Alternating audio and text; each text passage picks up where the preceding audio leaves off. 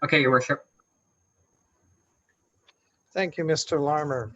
Good evening, everyone. I'd like to welcome you to the extended Committee of the Whole agenda for Wednesday, October the 7th. At this time, perhaps, Mr. Larmer, if you could just announce the one agenda addition as an extension from Monday night's meeting of October the 5th. So the public understands we had to call for an adjournment due to audio technicalities.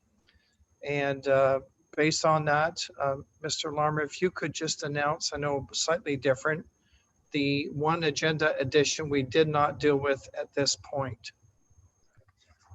So, Your Worship, just to give an overview, Council has dealt with the call to order. The two additions to the agenda were added on October 5th.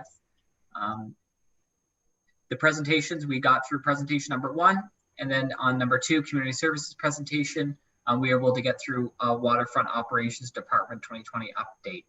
So Council left off and adjourned at item number 2, the Marketing and Events Department Virtual Community Events 2020. And there, sorry, just in addition, Your Worship, there was a declaration of interest declared by Councillor Darling on planning and development services, item number 3. But I would suggest just doing declaration again, interest calling. I will certainly do that, Mr. Larmer. I just wanted a brief introduction for the public. Is there any declaration of pecuniary interest, members of council, for tonight's Committee of the Whole agenda? Councillor Burkett. Thank you, Your Worship. Looking into further, I have 2 declarations of interest. First is going to be under the planning item for Strathy Road. Even though it's not a direct conflict of interest, it's indirect. I'm the owner of a business that operates on an adjacent property to 66 Strathy Road, Coburg. Okay. And then the second pecuniary interest would be on a planning item as well, and it's for 420 Division Street in regards to the Canadian Centre for Addictions. My place of employment does work for this company in their current location. Okay, thank you, Councillor Burkett. So noted, and Mr. Larmer, you have that noted as well. Thank you. In behalf, before we move, as Mr. Larmer so pointed out, item number 2, I'm asking for council's consideration. Would they consider moving Mr. Shea from Blue Dot presentation up, because he has waited considerably on Monday night, and he has a fairly lengthy presentation that he would like council to see. I'm calling for support to move delegation up prior to the Marketing and Events Department. Is there any questions, concerns from members of council? Seeing none, all those in favor? Against? Carried. Mr. Larmer, back to you.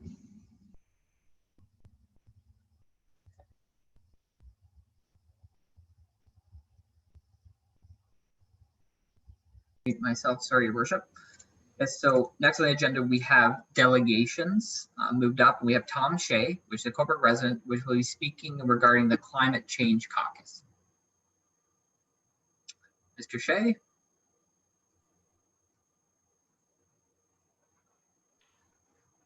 Okay, I'm just getting my video up here. Yeah. Brent, were you able to join Judy O'Leary from the Climate Caucus? Yep, she should be joining now. Oh, good. Okay. She's my subject matter expert on this. So, Mayor Henderson, Deputy Mayor Sagan, councillors and staff. First off, I'd like to thank you for the measures you put in place to keep us safe and supported during the COVID-19 pandemic. I hope that you and your loved ones continue to stay safe. As a citizen of Coburg and volunteer with the Northumberland chapter of the Blue Dot Movement, I'm here to highlight the other urgent health crisis we now face and have faced for some time now, and that is climate change. The COVID-19 pandemic has shown us what a real emergency response looks like, with all levels of government mobilizing resources, communication, policies, and programs to deal directly with a public health pandemic. It's time we have the same mindset for the climate crisis. I was encouraged by the Prime Minister's throne speech on September 23rd to exceed our 2030 climate goals and legislate Canada's climate targets. In addition, investing 81 billion over 5 years to move Canada towards zero emissions ensures stimulus funding does not go to polluters and raise billions by ending handouts to fossil fuel corporations. These are bold steps, but they need to be followed by bold action. This council declared a climate emergency back in November 2019, and it's time to develop and execute strategies and targets to do our part towards a stable climate. The adage is to think globally and act locally, and that means municipalities must not only have specific targets for reducing and eventually net zero carbon emissions, but also have preparedness plans in place for the impacts of climate change, which we are seeing more and more frequently these days. More than 250 councillors, mayors, and regional directors throughout Canada are doing just that. They are the Climate Caucus. This group has put together a draft councillor's handbook that I included in my August 25th email to council and in this delegation package. I'm hoping you've had a chance to review it, but it is worth reiterating the mission statement of 1-10-0. That is one planet, our only home, 10 years to transform, and zero meaning no one left behind, thus addressing the issue from an environmental, social, economic, and public health lens. I've asked Judy O'Leary from the Climate Caucus in beautiful British Columbia to join us via video link to offer further insight and answer any questions you might have at the end of my speech. So welcome to Judy, if you're out there. In closing, Cobourg Council has numerous examples of environmental leadership. To name just a few: Blue Flag certification, the Blue Dot Declaration, the Blue Communities designation, establishing the Sustainability and Climate Change Advisory Board, and last year passing a motion for an integrated community sustainability plan. So my ask tonight, I urge you to show this same commitment to the climate crisis and consider joining the Climate Caucus to collaborate with other municipal leaders and leverage some of the strong strategies and framework this group has put together as you develop and implement Cobourg's Climate Action Plan. One last note, I'm happy to say that as of last Friday, Councillor Beattie has registered as a councillor with the Climate Caucus. So thank you, Councillor Beattie. Perhaps Councillor Bureau, being on the SCCA board, might also consider joining. No pressure, just throwing it out there. I'd now like to open it up for any questions you may have for Judy O'Leary from the Climate Caucus. Judy, I know first time I leave with our Cobourg Council, so welcome, and we look forward to your delegation. Thank you. Maybe I'll just mention briefly, first of all, thanks Tom for that great intro, and to mention that councillors and mayors and regional directors, Reeves and so on, join Climate Caucus as individuals as opposed to official representatives of your council. And I think we offer three things to you. One is a network of councillors concerned about climate change. So it's a place for you to get ideas, have some support, meet like-minded people.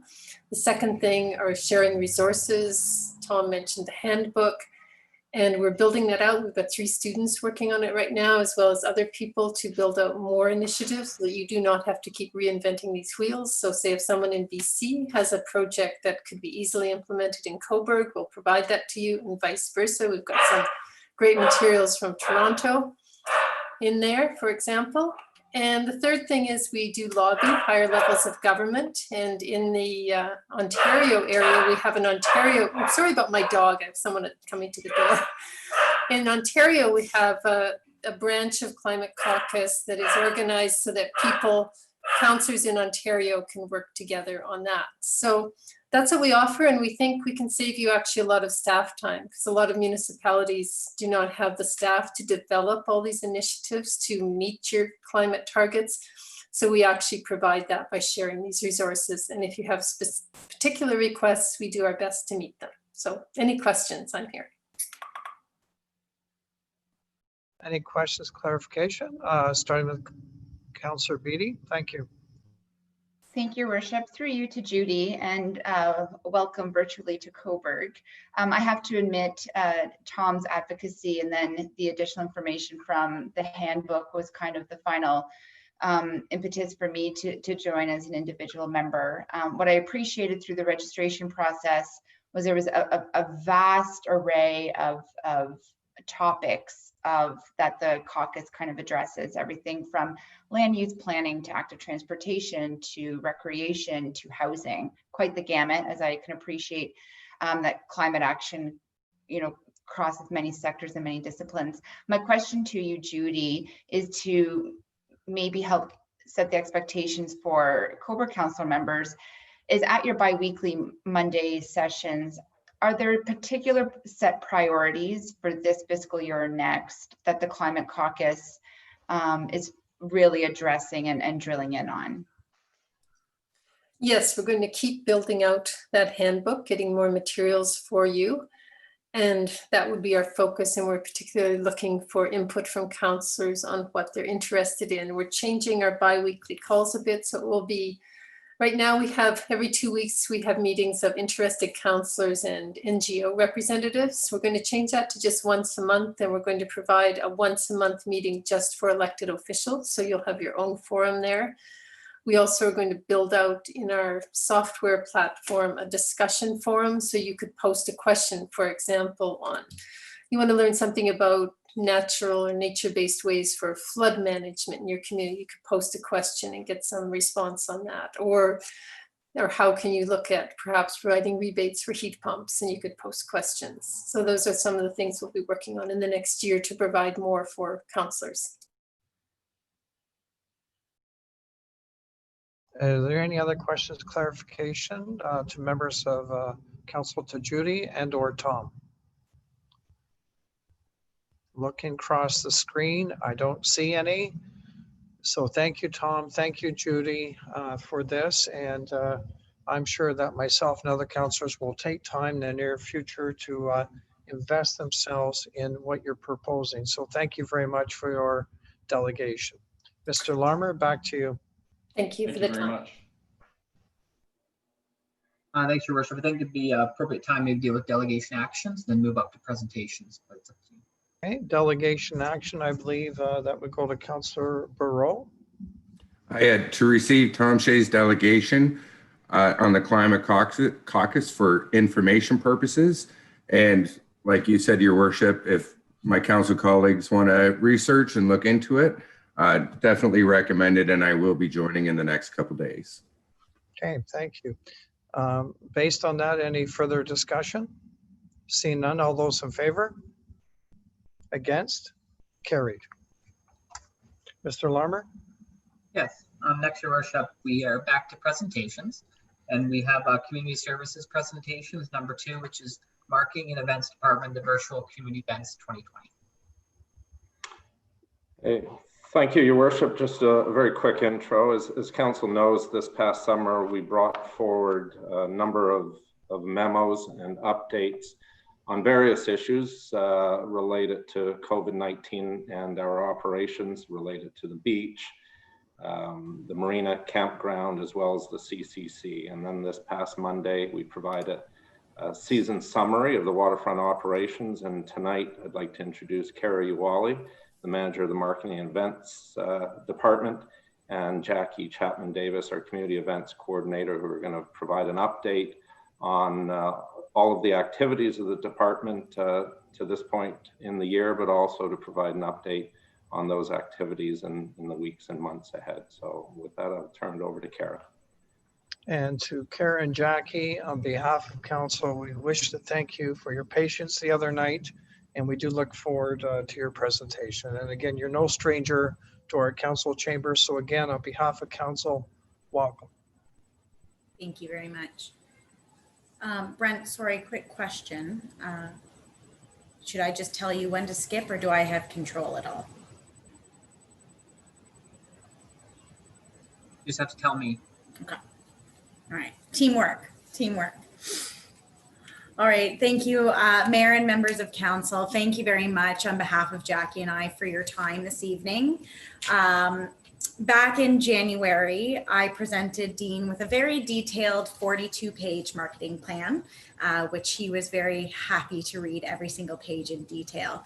And then slowly but surely, come February, March, things slowly just started to turn upside down, causing us to pause and perhaps change our focus on quite a few things. So in April or May, I believe it was, as Dean mentioned, we did present to council with a revised budget. And we would like to say a big thank you to council for allowing us to reserve some of our community events budget so that we could provide some worthwhile community events to members of the public. It's been a very difficult year for everyone.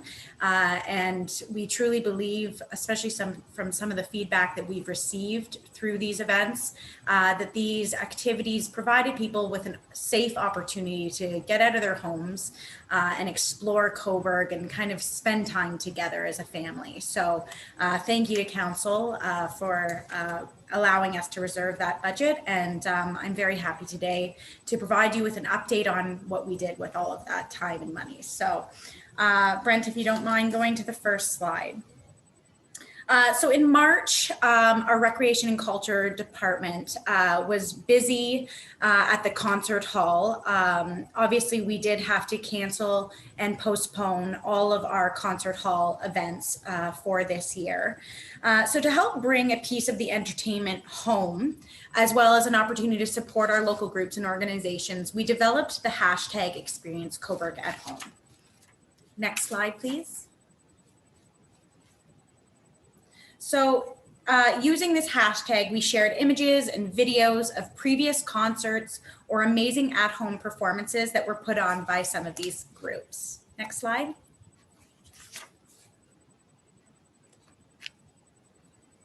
So this simple gesture and a free promotional opportunity not only provided support for our local community groups, but also kept our readership and our social media relevance strong during this time.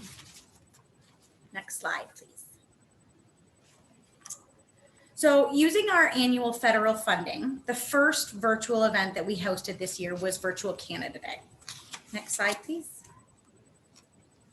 Through 2 safe activities that community members could participate in at home, our Virtual Canada Day provided an opportunity to highlight national spirit while inspiring creativity and local pride. Next slide, please. Through our iconically Canadian program, community members were encouraged to create something at home that was symbolic of Canada. We received paintings, stories, and an original song. Using these community submissions, as well as real life footage, we were able to put together a very touching and uniquely local Canada Day video. We launched the community video on July 1st and had a full schedule of activities that we shared on our social media, including programs provided by Heritage Canada, virtual fireworks, and messages from Mayor Henderson and our local MP and MPPs. And just so you're aware, if anyone hasn't seen the video, it is available on experiencecobourg.ca. Right.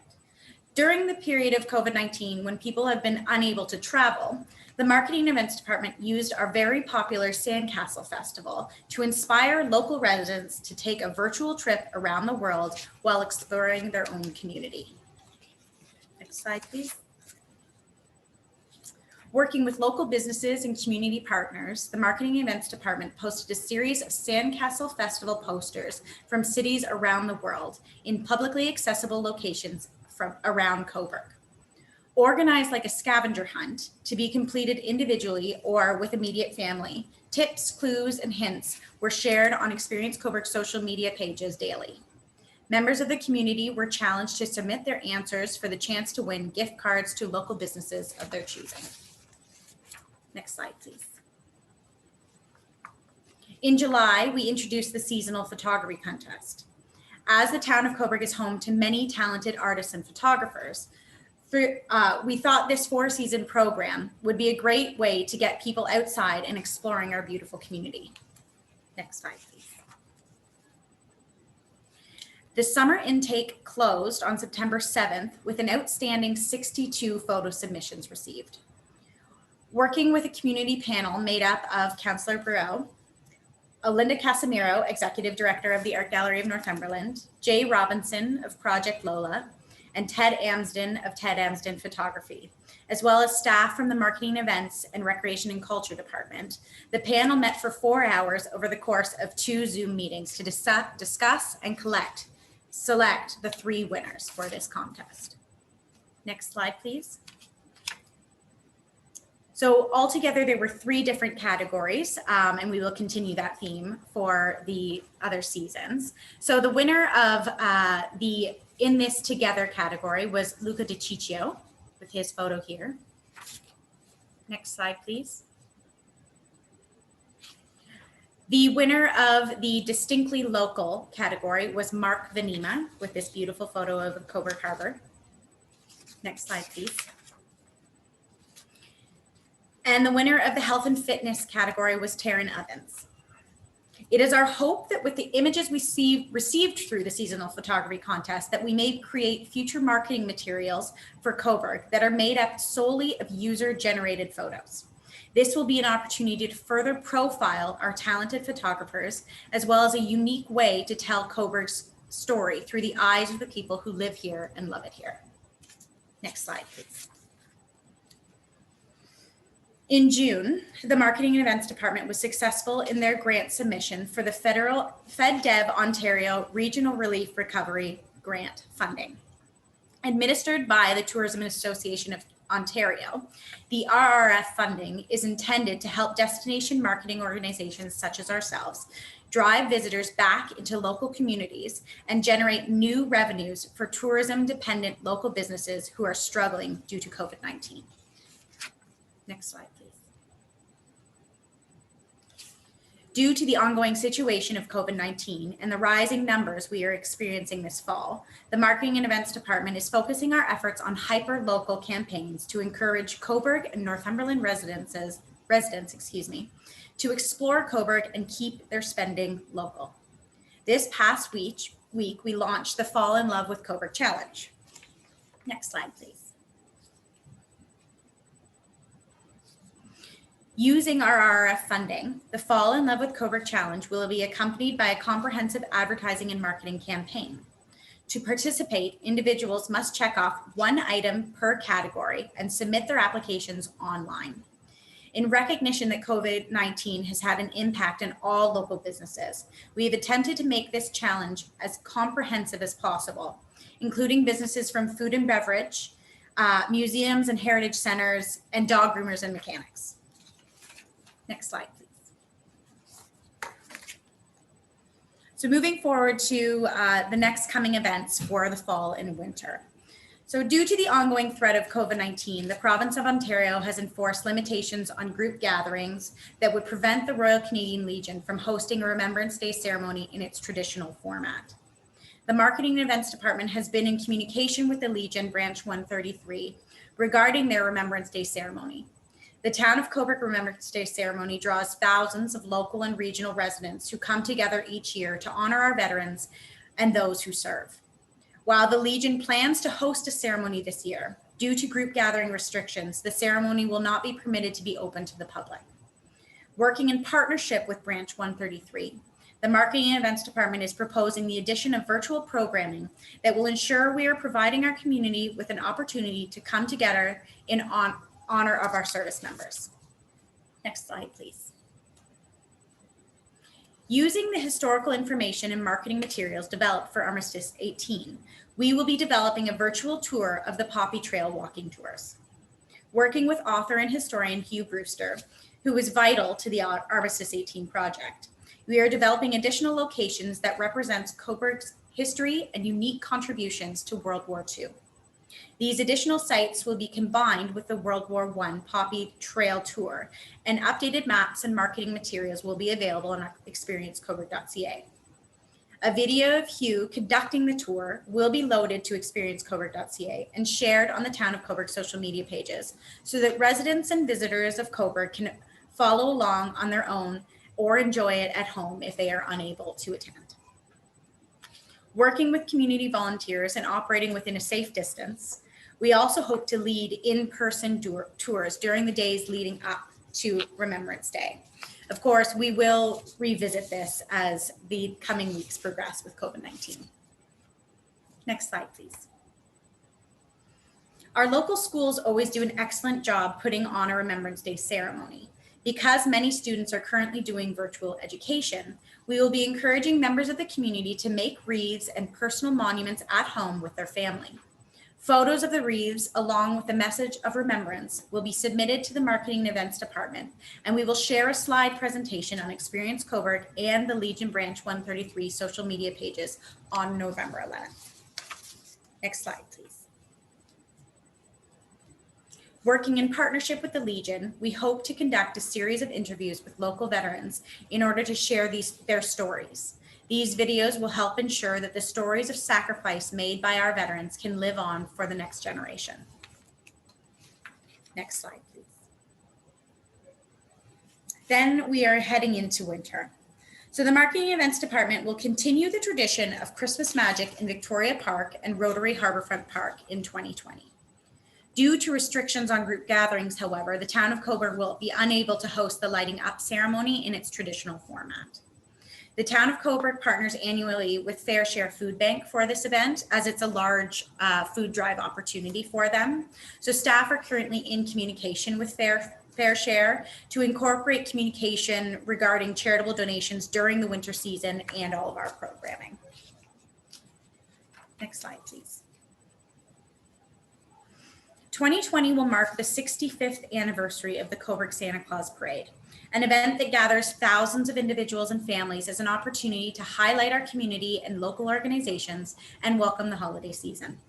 In order to continue this long-standing tradition, the Marketing and Events Department is proposing an alternative approach to the Santa Claus Parade that will engage the community while respecting physical distancing practices.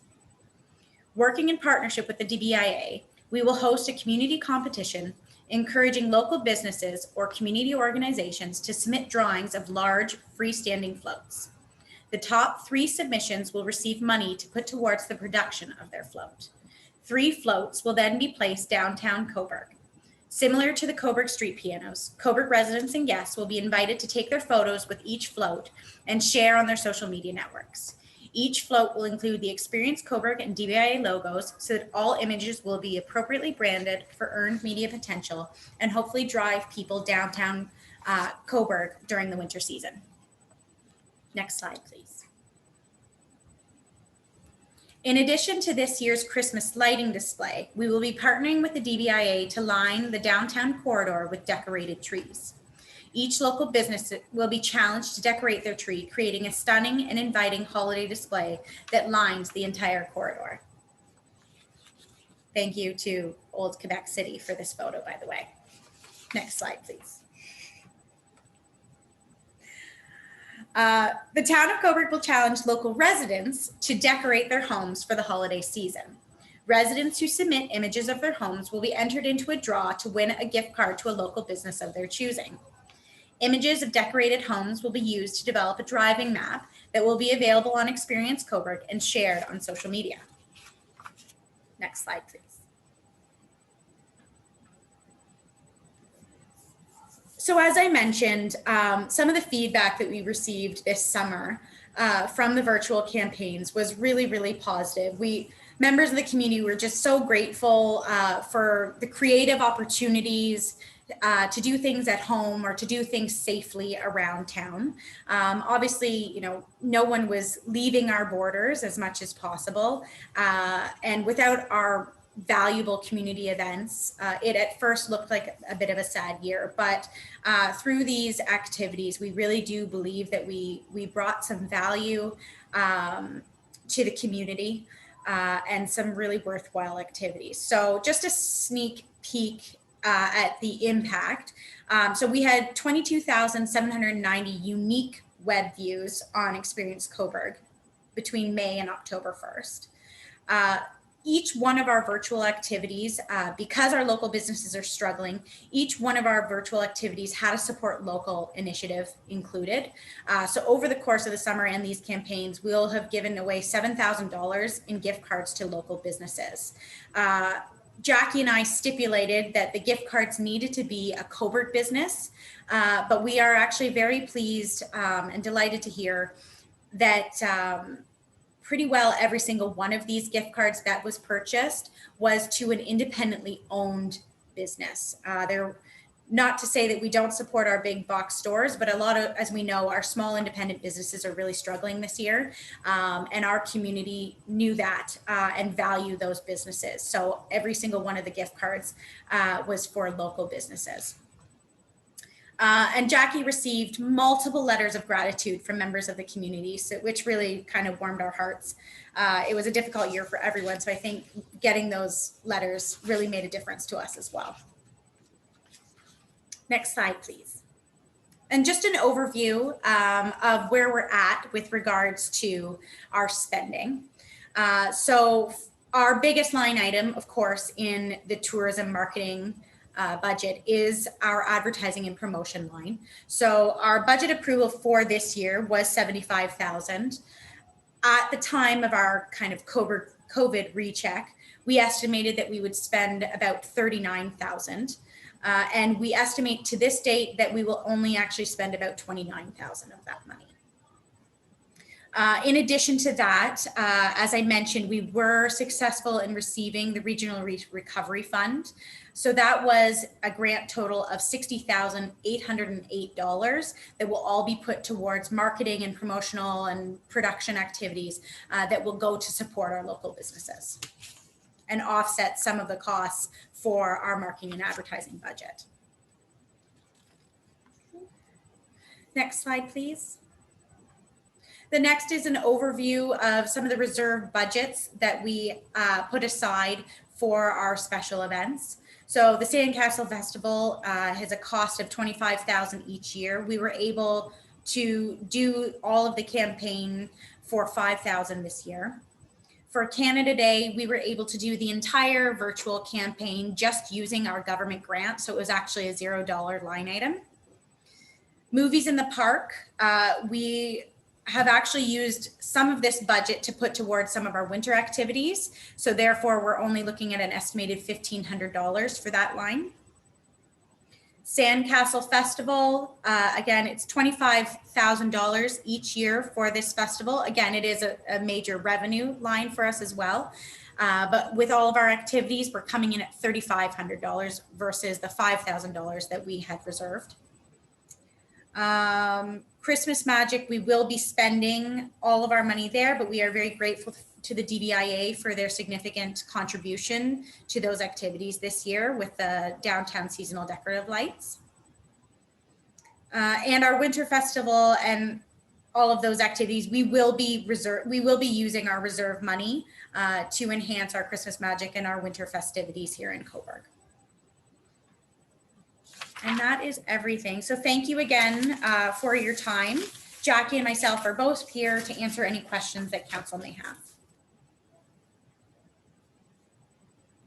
Kara, thank you for most informative, and I believe the department is showing not only creativity, but innovation representing the town of Coburg, and just a stunning performance of what's happened and what's about to happen. So I'll open up the floor for any questions for clarification. Starting with Councillor Barreau. Yeah. Thank you for that presentation. It was actually, I just want everybody to know, working with the team of marketing and events this year was, I have to say, is truly outstanding. When COVID hit and all the plans that we had for 2020 went up in the air, this team came together, and not only did they come up with these great contests and virtual contests, they're helping businesses, they're helping all the boards and the different organizations, and most of all, they're helping all the residents in keeping us together in Cobourg. So I want to say outstanding job, guys, and it's been a privilege to work with each and every one of you. Thank you. Thank you for those comments, Councillor Burrow. Any other questions of clarification? Councillor Charlie? Thank you so much, Kara, for the update. And I'm really blown away by the photography that that was submitted for that contest. It was just extraordinary.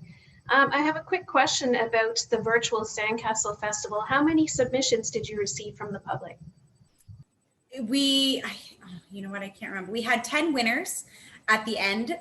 So we had at least 10. I think we only had about 15 submissions. It wasn't a huge intake, which actually quite surprised us because our engagement on social media, and we actually was really, really high. We had people who no longer reside in Cobourg or people who come to Cobourg each year that were actually private messaging me on Facebook, and they were following the contest every single day because towards the end we were giving away daily contest clues.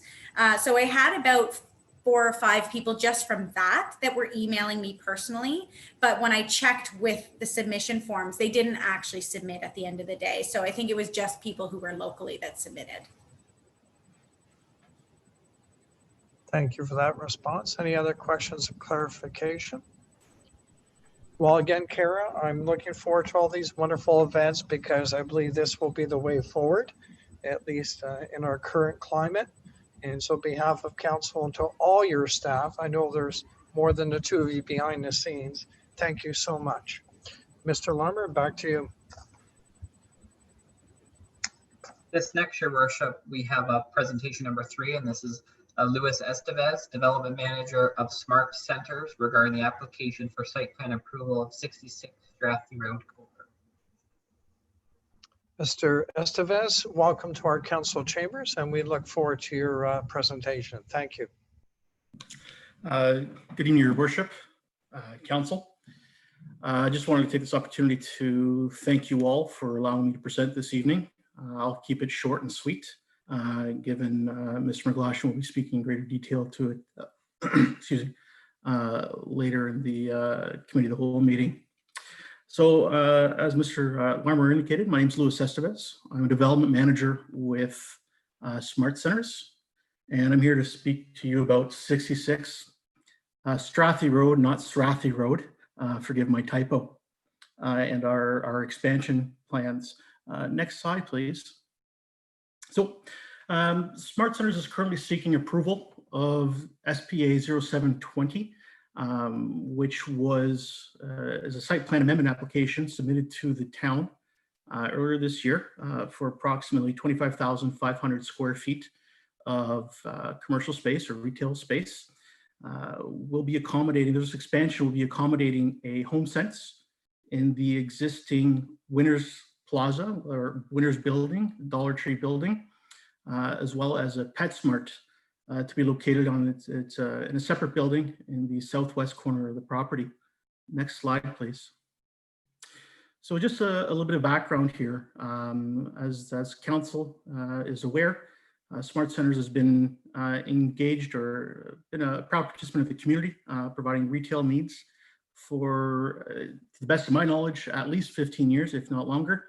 To date, we've been able to provide 200,000 square feet of retail space on our 22, give or take, 0.7 acre property. As indicated previously, we've been working on our site plan amendment application. We submitted it in July of this year. However, we have been engaging with town administration for the better part of a year, collecting background information, making sure that we have the appropriate reports prepared, etc. Right off the bat, I just wanted to thank administration for being quite collaborative and responsive throughout this process, given we submitted our application in July. Though they were collaborative and responsive, they did ensure the town's interests were met and kept us on our toes, to say the least. Next slide, please. So delving into a little bit of the details, not to bore you with too many of them, but as I indicated before, the Winners building will have about a 13,000 square foot expansion. The existing Dollar Tree will be expanded at the rear in order to accommodate a home sense. So it'll be a Winners home sense combination. And then the new space, 8,500 square feet of which will be a new Dollar Tree. And at the end will be a 3,000 square foot space with a yet to be determined tenant. At the moment, we're anticipating some form of restaurant use, but it could be a medical user. It could be a variety of uses, but the space is going in. In addition to that, the PetSmart will be going into the the southwest corner, and that will be a little over 12,000 square feet, so 12,200 give or take. As part of the process, and as everybody is aware, parking is something that we need to provide, and so an additional 70 spots will be provided as part of this development. So we have a new parking field in front of Building G, that's the Winners building, and Building F, which is the PetSmart building. Overall, we'll have 324 parking stalls to serve this portion of the plaza, which exceeds municipal requirements and is more than ample parking to provide the necessary spaces for visitors and tenant usage. On a side note, just so that council is aware, given council declared a climate emergency late last year, and the presentation from your delegate earlier today, earlier in this meeting, Smart Centers is undergoing a certification process. It's an industry process. It's called BOMA Best, and it's really tailored to existing structures, existing buildings, and how they are meeting certain standards and criteria. So they look at energy usage, water consumption, waste generation, a whole bunch of things. And so there is a certification process we're undergoing. We're doing that for all our properties across Canada. It's not something we do overnight, but Cobourg is one of the sites that will be certified end of this year, early next year. Next slide, please. So getting down to what the building looks like. With respect to Building G, the facade will will align basically with the existing appearance of the building, carrying the columns through, the parapets through. So we wanted to make sure that it, from a looks perspective, it was the same, it felt the same. We've incorporated awnings across the front, and if you go to the side of the building, so the long photo is the front of the building, the east facade of the building, which is shown in the little cutout below. We've activated that as well, but providing opportunities for tenants to place signage or what have you, just so that you're not looking at a big solid wall. It's broken up. Next slide, please. With respect to the intersection of Strathy Road, and I believe it's the Courthouse Stub Road, if I recall correctly, but I could be mistaken. This is the location of Building F. It's a prominent corner as you come up Strathy Road, and with the development of Golden Plough Lodge going in further east, there's going to be a lot more activity there. So this the importance of this road and this intersection kind of stands out. In any event, we've ensured, or we've worked towards activating the facades of the building that are visible from the streets, as well as of course the front of the building itself. So the west facade and the southern facade. The west facade, a false vestibule was incorporated. We've added in awnings, we've added in graphic boxes, which allow for the tenant to put in images for advertising purposes or what have you, just in order to help break up the wall. Unfortunately, opportunities for windows just weren't possible, given the layout of the interior of the building itself. So we've taken, I think, great strides in order to meet something that the town administration felt was very important to them, and ensuring that this wall, or residents and visitors to the plaza weren't looking at just a wall as they went by, but they were looking at something that was a little bit more visually appealing, that stood out a little bit more. So I think we've achieved that. Next slide, please. So in addition to the buildings themselves, any important part of a site is, of course, the landscaping. It helps soften up the site, acts as a visual buffer, for a variety of things. I can't really see, hold on. I just gotta manipulate the mouse. So we've taken this opportunity to enhance the entrances. So for building G and building F, we have the entrances coming off of De Palma Road and off of the Stub Road respectively. We've added additional landscaping there. For De Palma, we've buffered the parking spaces from the main entryway in order to provide something that's a little bit visually appealing as you come into the site. And then of course we've added a little bit of a buffer area or buffer strip with our neighbor as we move further south along the property. Same goes for the entrance off of the Stub Road. We've added in some landscaping between the existing light standards. So these are all trees in order to provide a visual buffer between ourselves and our neighbor, who happens to be the water tower.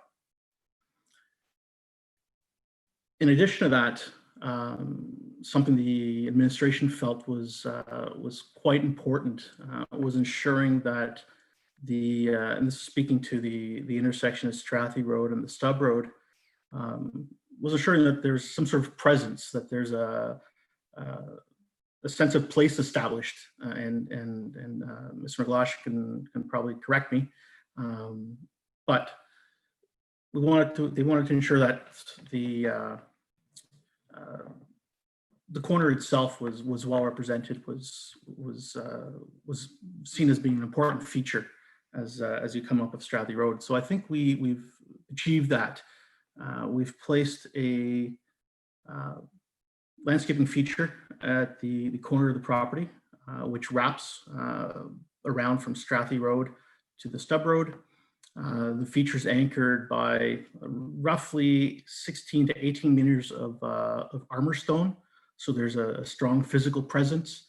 And then of course, there's a variety of shrubbery and other perennial plantings, etc., that'll go in that space to help make it feel vibrant year-round. Care was taken for building F, which is the PetSmart building, in order to ensure that we have landscaping that wraps around the structure itself, given the exposed foundation walls in these locations. So we wanted to make sure that you weren't looking at a bit of concrete as you go by, but that concrete is being masked with grasses and shrubs throughout the year. We've also ensured, we've taken the liberty to ensure that we have a good amount of buffering or visual buffering for the rear lane or the rear garbage access. So this is something we wanted to mask from the road so that people that are coming to the site or driving by the site aren't necessarily seeing these areas, which is also why we put in lots of grasses on the east side of building F. We didn't forget about the existing landscape feature off of De Palma Road. The administration felt it was a little underwhelming, I guess, at this point in time, just given with a lot of the vegetation has matured. And so what we've committed to doing is adding in some additional armor stone to what we have there in order to help bulk up or strengthen that presence and create a stronger feature in that corner as well. So in short, next slide, please. I wanted to thank you all for your time and consideration, and I hope to see a positive response later in this meeting. So we're seeking approval ultimately. Should administration or your worship and council have any questions, I'd be more than happy to answer them now or later on in the meeting. I'd ask council members to ask points of clarification based on this presentation, knowing that we're going to be discussing this later in the agenda. Are there any specific points of clarification to the presentation just before us? Seeing none, thank you very much for your presentation. And Mr. Larmer, back to you.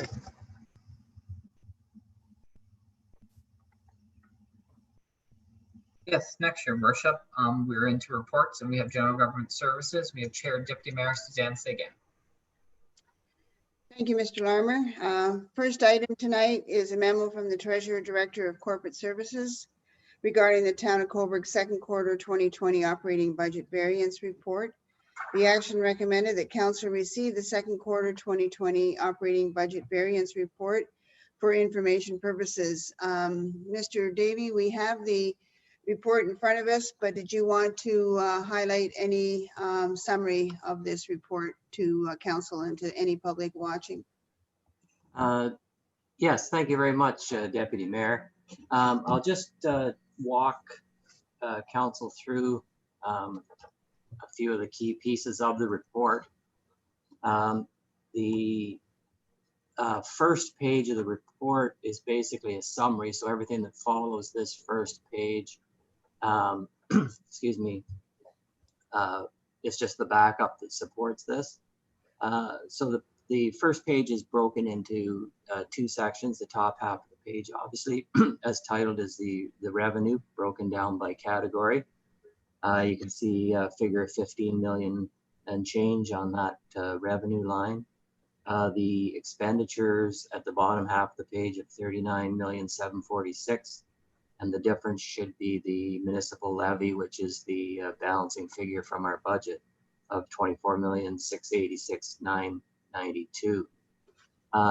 We had earlier this year done a first quarter report that covered up to the end of March 31st of 2020. And so I've left that column in the report so you can see those numbers should be unchanged from what we previously reported. The third column in, or the center column on that page, is the year to date to the end of June, being the end of the second quarter. Not unexpectedly, you can see that the revenues that we would have hoped to generate in a normal year obviously are not there. They've been impacted by some of our facilities not being open and operating, especially in that second quarter. So you can see a year-to-date revenue total of 5,133,378.56, remaining budget of 10 million. So we're basically at about 1/3 of the revenue that we would have hoped to collect, compared to 1/2 of where you might expect to be halfway through the year. The one item I would highlight on that top half of the page, the very the last line in that where we have other direct revenue, that's the other revenue items from our budget that include things like our subs and write-offs, the grants in lieu, the OMPF, and interest income. So when we add all those together, the budget that we had anticipated was 636,910. You can see that's unfortunately, that's not a typo. That figure of minus 268,306 is a result of some rather large tax write-offs that we'll get to when we come to the next report. We had budgeted 475,000 in our budget for write-offs, and as you'll see from the following report, to the end of June, or to the end of this report, we have write-offs of $600,675. When we budgeted the 475, we had accounted for two expected large write-offs, one being Walmart and the other being Home Depot. The one that we hadn't budgeted for was Legion Village. There was a rather large supplementary assessment that came through on Legion Village in the latter part of 2019. Covered many years, I think 4 years for the Legion Village. Was a result of some what MPAC had felt at the time was some assessment errors in prior years. So they were doing some catch up. Upon further reflection, they determined that that needed to be reversed. So unfortunately, it created some additional revenue in 2019 and basically some additional write-offs, unfortunately, in 2020 so far. If I take that factor out, that would mean that the remaining budget of revenue, instead of being 67.7 or 2/3, would drop down to 55, just a little over 55%. So much closer to normal. And in fact, when I look at the same period, first half for 2019, that remaining budget at that point was 57.4. So really, the only point to this is just to demonstrate that without that one unusually large item in there, this revenue report again wouldn't be as drastic as what it is. The other thing, obviously, that you can see in there is some of the departments that are most affected in the revenue decline would be things like Parks and Rec, where they're heavily dependent on user fees for those revenues. So again, some of that can be accounted for through just normal seasonality, and some of it is a result of facilities being closed from the middle of March to the end of June. If we go to the bottom half of the page under the expenditures, again, we can see that in total, we're at about 50, just under 57% remaining in the budget. And when I look at the same half again for last year, it was 54%. So again, fairly close in terms of performance this year over last year. So I think that's really all I wanted to highlight on that page.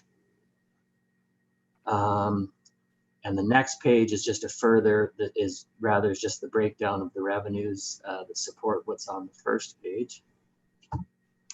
And then if you go to page 3, the expenditures, the further breakdown, again, these follow right along through our budget book to match up to the budget. So you can see general government, we have a remaining budget of 55.81% after the first half of the year. Protection services, again, the area of protection services not as significantly impacted by the pandemic. Police and fire obviously had to keep on at their normal level of activity. Public works, 59, almost 60% of the budget left at the end of the first half. And again, I just want to point out some of the differences between the way we track expenditures and the way we budget. When you look at the third line down in that public works section, there's engineering, GIS, and then public works. It's important to keep in mind that large number of $2,284,891 includes most of the salaries for that Public Works division. And then as we go through the year, the salaries get, as the employees record on their timesheets what specific functions they're doing, then the salaries start to be allocated to the other categories like bridges, roads, roadside grass, storm drain system, roadside litter, hardtop maintenance, those sorts of things. So that explains why some of those numbers on the individual lines are in a negative balance. So again, it's important to look at the division in total, where there's, like I say, just under 60% remaining in the budget for the second half of the year. If you go to the next page, again, you'll see under the environmental services, the remaining budget is 57.23%. Social services and family. One thing to keep in mind is some of those lines have an actual zero on them because there are revenue sources that offset them. For instance, the hospice, even though it shows zero, the contribution that was required was made. It's just that was not a direct budgetary expenses because those funds were coming from a reserve. Again, if we look at Parks and Rec, you'll see 67.11% in that sort of first half of Parks and Rec. Again, you'll see maybe some negative numbers in there. Again, Parks and Rec, we treat the same as Public Works. So we lump a lot of the salaries on that Parks administration line, the budget of $1,630,655. Whereas as we go through the year, the salaries get allocated to the secondary budget lines, if you will. Culture and community at the bottom, again, it's just under 50% spent. And if we go to the last page, you'll see planning and residential at 59.03 remaining, and commercial and economic at 66.3%. And again, I've just attached along in council's package would be the same report for the first half of 2019, just for comparison purposes, if there's any desire on anybody's part to look back to see how the first half of 2019 panned out as far as the budget variance report. And that is my comments on the variance report for the first half of 2020. Thank you so much, Mr. Davies, for the comprehensive overview. I think it's very interesting to see what's happening to revenues and expenditures for the first half. Are there any questions from members of council before I call the vote? Councillor Darling, followed by Councillor Chorley.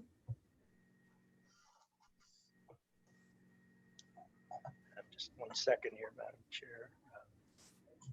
Yes, Mr. Davey, I'm looking at protection services, court security. Correct me if I'm mistaken here. I'm looking at the annual budget of $296,127. And up until March, we'd spent 207, and then till June, 364, leaving us short $68,000. That's halfway through the year, and we're short $68,000 having spent the budget. Will there be court service costs for the remaining balance of the year? And if so, is there funding for that? Yes, through to Councillor Darling. So what happens in that budget is there will be transfers from reserves that'll come in these operating statements. We haven't journalized those transfers from reserves. So a lot of times that in a budget line where there's a significant transfer from reserve to come to balance it off, that won't show up necessarily at this point in the year. Okay, thank you. It's good to know that that money is going to come in and it's not going to be a huge shortfall at the end of the year. Thank you. Councillor Chorley. Thank you. Mr. Davey, just to direct your attention to the expenditure page for Parks and Recreation and the line for horticulture. I know you mentioned that some of these lines may include wages, but just looking at the overspend, is that because that includes wages, or is that because it's gone over budget, where we have a negative 36.45 for remaining budget? Could you just explain that a little bit further, please? Yes, so through to Councillor Chorley, what happens is when we do the budget, we account for all the salaries for each department. And we don't necessarily know at the start of the year how much staff time will be allocated to specific tasks or specific departments within that division. So what happens is when you look at, when you look at that first line on that section, Parks Administration, you see a budget of $1,630,655, and you only see an expenditure of $443,000, or just a little over 1/4, and you see 72.77% to the good left on that line. So that's why I say it's important to look in this case at that subtotal line, for instance, for those first 6 lines, to see that overall it's at 66.05%. So there's really, when you go back through the budget pages, you'll see that there's no salary allocations to those individual sub-departments. It's all included in the Parks Admin budget. And this, again, similar to how Public Works is treated. Does that answer your question, Councillor Chorley? Well, I'm just wondering, how does this this way of displaying the information help us understand if we have any cost overruns in a specific sub-department? Again, this is a high-level overview, so it's not intended to be a line-by-line budget review.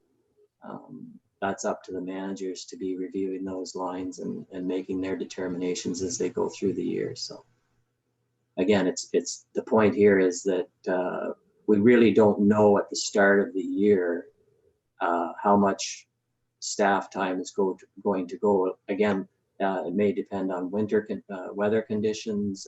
They may, do more tree trimming than grass cutting if it's a dry summer. So it's more meaningful budget time to just show the actual total salaries for the division. Any other questions from the members of council? Mr. Davies, before I call the vote, you gave me a good response to my question on the aquatics lifeguard line item on page 4 under expenditures. Original budget 204,805, and seemingly we've spent year to date 102,500, with the beach being closed and the pool not open until early July. Can you please explain to council why that is, and going forward how that will be reconciled as well? Sure. When council approves the budget, there's an allocation to several different organizations. Obviously, the Cobourg Public Library is one. The DVIA, we collect taxes and remit to them.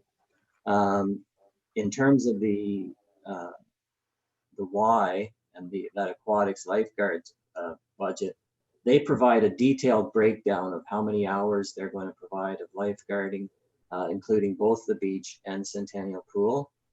And then what happens is, as we go through the year, once the Centennial Pool is opened up, for instance, there's operating costs that go into maintaining that. So to fund the Y, once the budget's approved, we put them on a quarterly payment schedule. So that's why this number would be 50% to the end of June. So once we got into that sort of second quarter and started dealing with issues to do with the pandemic, obviously it became apparent that the beach was not going to open, that we wouldn't be having lifeguarding there. And so what I'm sure Director Husted can speak to this as well. I know he's been in discussions with the Y. as to what their revised numbers are, including the services they provided at the splash pad as well as Centennial Pool for the summer. So, and any expenditures that they may have had on maintenance and whatnot at Centennial Pool as well. So all those things will be reconciled, and then we'll come up with like what a final reconciling payment needs to be to the Y for 2020. Thank you, Mr. Davey. Do you have anything to add, Director Huswick? Not a lot. Mr. Davey, I think, outlined things very well. We negotiated specific costs for Centennial Pool. The total cost of operating it with the reduced number of operating days, but longer and more staffing because of COVID procedures, was about $120,000. But the federal wage subsidy should be reducing that down to about $55,000 to our costs. And then we had some repairs that had to be carried out this year that were a number of thousands of dollars.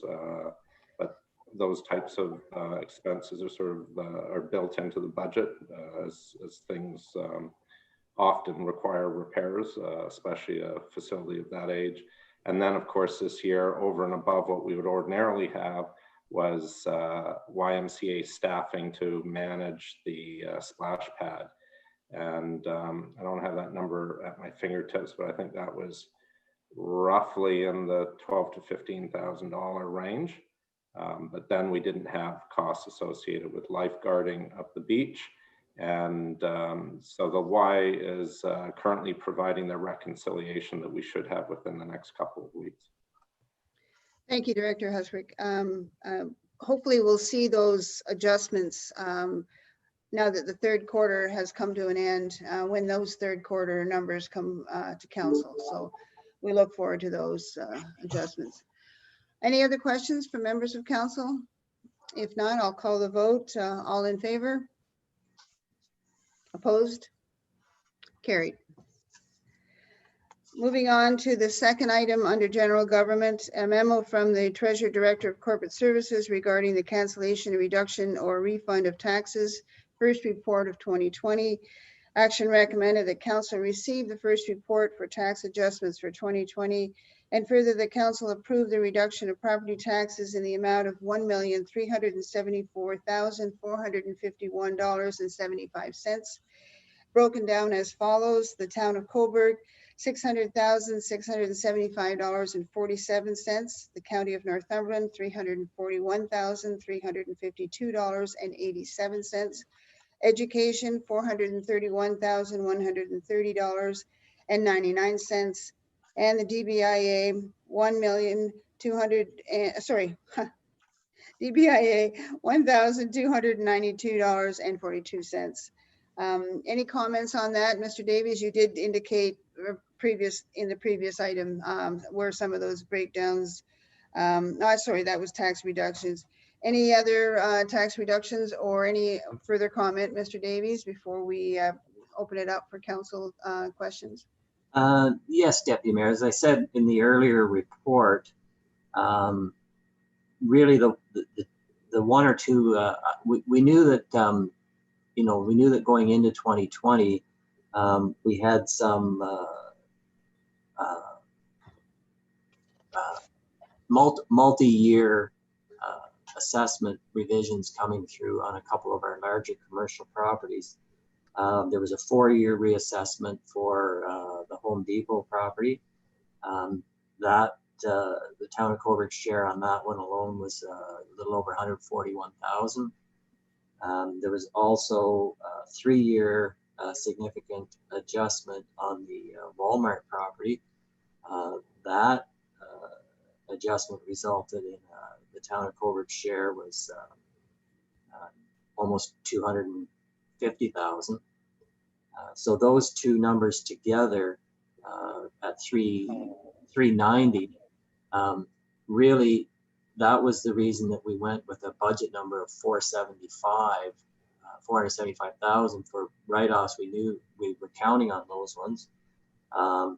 like I say, the other one that came through was the Legion Village one at almost 177,000. So those three properties by themselves account for 565,000 out of the 600,000. So I think, you know, the rest of them are sort of the normal type. The other 35,000, if you will, that's included in this report is sort of the normal adjustments that you expect to see throughout the year, just from properties, maybe just normal minutes of settlement coming through on properties from different reasons. So having said that, I mean, the numbers are large, and we will probably have to sort of recover this. We'll probably have to budget sort of a similar number in 2021 to catch up, if you will. The other reason that we didn't feel that write-offs would be a huge factor in 2020, obviously, was that it was the fourth year of an assessment cycle. So typically, most of the regular type, if I can use that term, appeals have gone through by the fourth year of an assessment cycle. The only thing positive looking forward to 2021 is that because of the pandemic, the province has frozen the 2021 assessment at the 2020 levels. So again, touch wood, there shouldn't be a lot of huge, you know, write-offs to come through in 2021. So hopefully what we can do is maybe not have to budget quite that 475, but maybe a little bit less than that to catch up. The other side of this that we always refer to when we're balancing off, of course, is the amount that we can collect through supplementary taxes of new properties that are coming on stream. And although we don't provide a specific report on that, I can advise council that there was we've got about 100,000 collected to date. Again, that number's lower than what we would have anticipated because the pandemic obviously has created some issues for MPAC in terms of trying to get out, and they can't, for the first part of the year, they couldn't get out and do inspections on properties. So again, we're hopeful that they've been putting a push on to try and use alternative means, getting building drawings and that sort of thing from municipalities to try and get caught up on their assessment. So again, some of this overage may be offset by hopefully a late year run on subs coming through as well. Thank you, Mr. Davies. Any questions from members of council? Seeing none, I'll call the vote. All in favor? Opposed? Motion is carried. Moving on to number 3, a memo from the Treasurer Director of Corporate Services regarding Northern Industrial Park Financial Report, June 30th, 2020. Action recommended that Council receive the second quarter 2020 Northern Industrial Park Financial Report for information purposes. Anything further from you, Mr. Davey, or is that pretty self-explanatory? Yes, Deputy Mayor, I think this report is pretty self-explanatory. It's not, there's no surprises in this report. We're sort of right on where we would expect to be. The park continues to have a very high occupancy rate, and there's no reason to expect that come the end of this year that will be any significant changes from budget. So really with this report is just more or less to say that we're tracking as expected, and it continues to be a very good news report. Thank you, Mr. Davies. No other questions from council? Seeing none, I'll call the vote. All in favor? Motion's carried. And the final item under general government this evening is a memo from the Senior Financial Analyst regarding the Audit Committee report on the review of the draft audited financial statements for the fiscal year ending December 31st, 2019. Action recommended that Council receive the report on the draft audited financial statements for the year ended December 31st, 2019, and further that Council approve and adopt the 2019 consolidated financial statements of the Corporation of the Town of Cobourg, and further that notice be published in the newspaper and on the municipal website advising that the consolidated financial statements for the Corporation of the Town of Cobourg for the year ended December 31st, 2019 have been posted on the municipal website and made available to the public in accordance with Section 295 of the Municipal Act. I see Jennifer, our financial analyst, I think is still with us. Yeah, Deputy Mayor, if I can just give a brief introduction. So what we're going to do is Jennifer Swinga, our senior financial analyst, is going to do a high-level overview of the financial statements themselves. And Laurie Huber, our the partner with KPMG, is going to speak to the audit itself, the performance of the audit. And thank you to Laurie Laurie was all set and ready to go on Monday night. And just luckily we had planned ahead that she was going to attend virtually on Monday night, so she didn't make the drive down to Kingston and back again. So we lucked out on that part of it anyway. So I'm not sure which of the ladies is going to go first, but Jennifer's going to go first, so I'll leave it up to them. Thank you, Mr. Davey. Go ahead, Jennifer. Thank you. Good evening, everybody. I would just like to go over a high level if you're able to pull up the financial statements, Brent. Thank you. So if we go to page 1, I guess I should first start off in saying these are the consolidated financial statements, which include the operating assets and liabilities for the town of Cobourg, but as well as for the DBIA, the Cobourg Public Library, the Northam Industrial Park, which is 100% owned by the town, Waterworks, and on a modified consolidated basis, the town of Cobourg's Holding Incorporated. So if we go down to page 1 is the management responsibility statement. And this is just a high level statement that explains management's responsibilities and our general oversight and governance over these financial statements and the internal controls for the town itself. And in the bottom paragraph, you'll see the independent auditing company we have hired, KPMG, out of Kingston, and Laurie is with us tonight. So if we move on to the next 2 or 3 pages, this is the independent auditor's report. It is addressed to council and the taxpayers, so the stakeholders of these statements. And it goes over the opinion that KPMG has formed on these statements. And you'll see on the top half of that page those statements that they in fact did audit. So on the next 2 pages, it kind of goes over the scope of the auditor's responsibility, and it kind of highlights what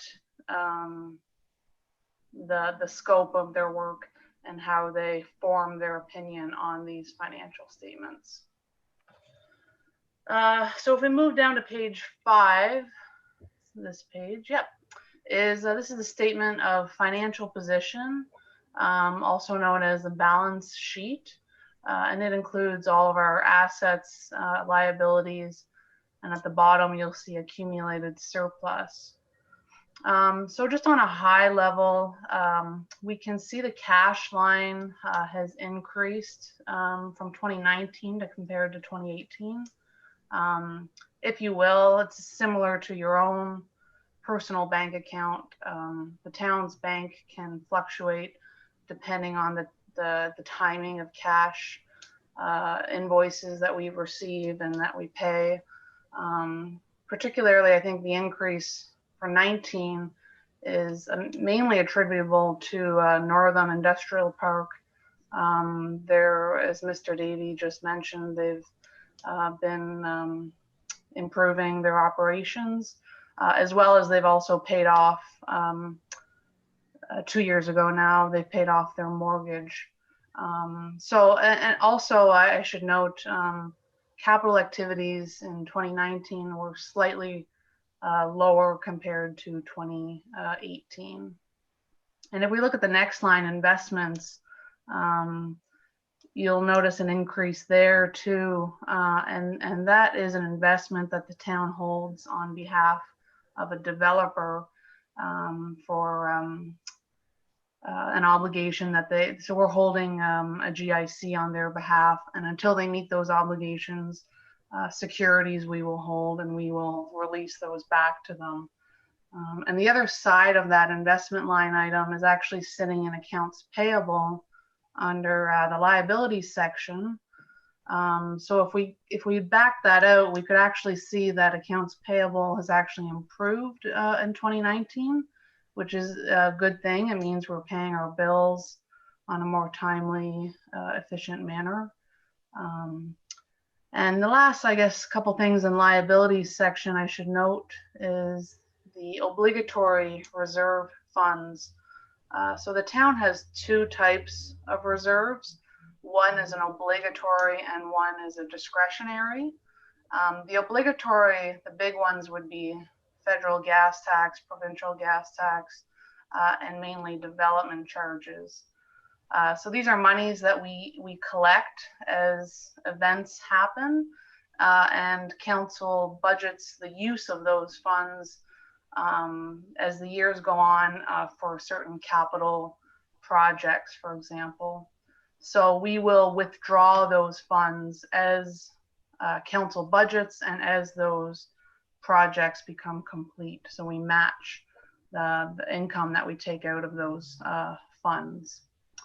And then long-term debt, we'll see on the last line of the liabilities. We can look at note 8 for more detail, but we are paying off and we are in a pretty good debt position. We mainly just hold debt for the CCC and building 7.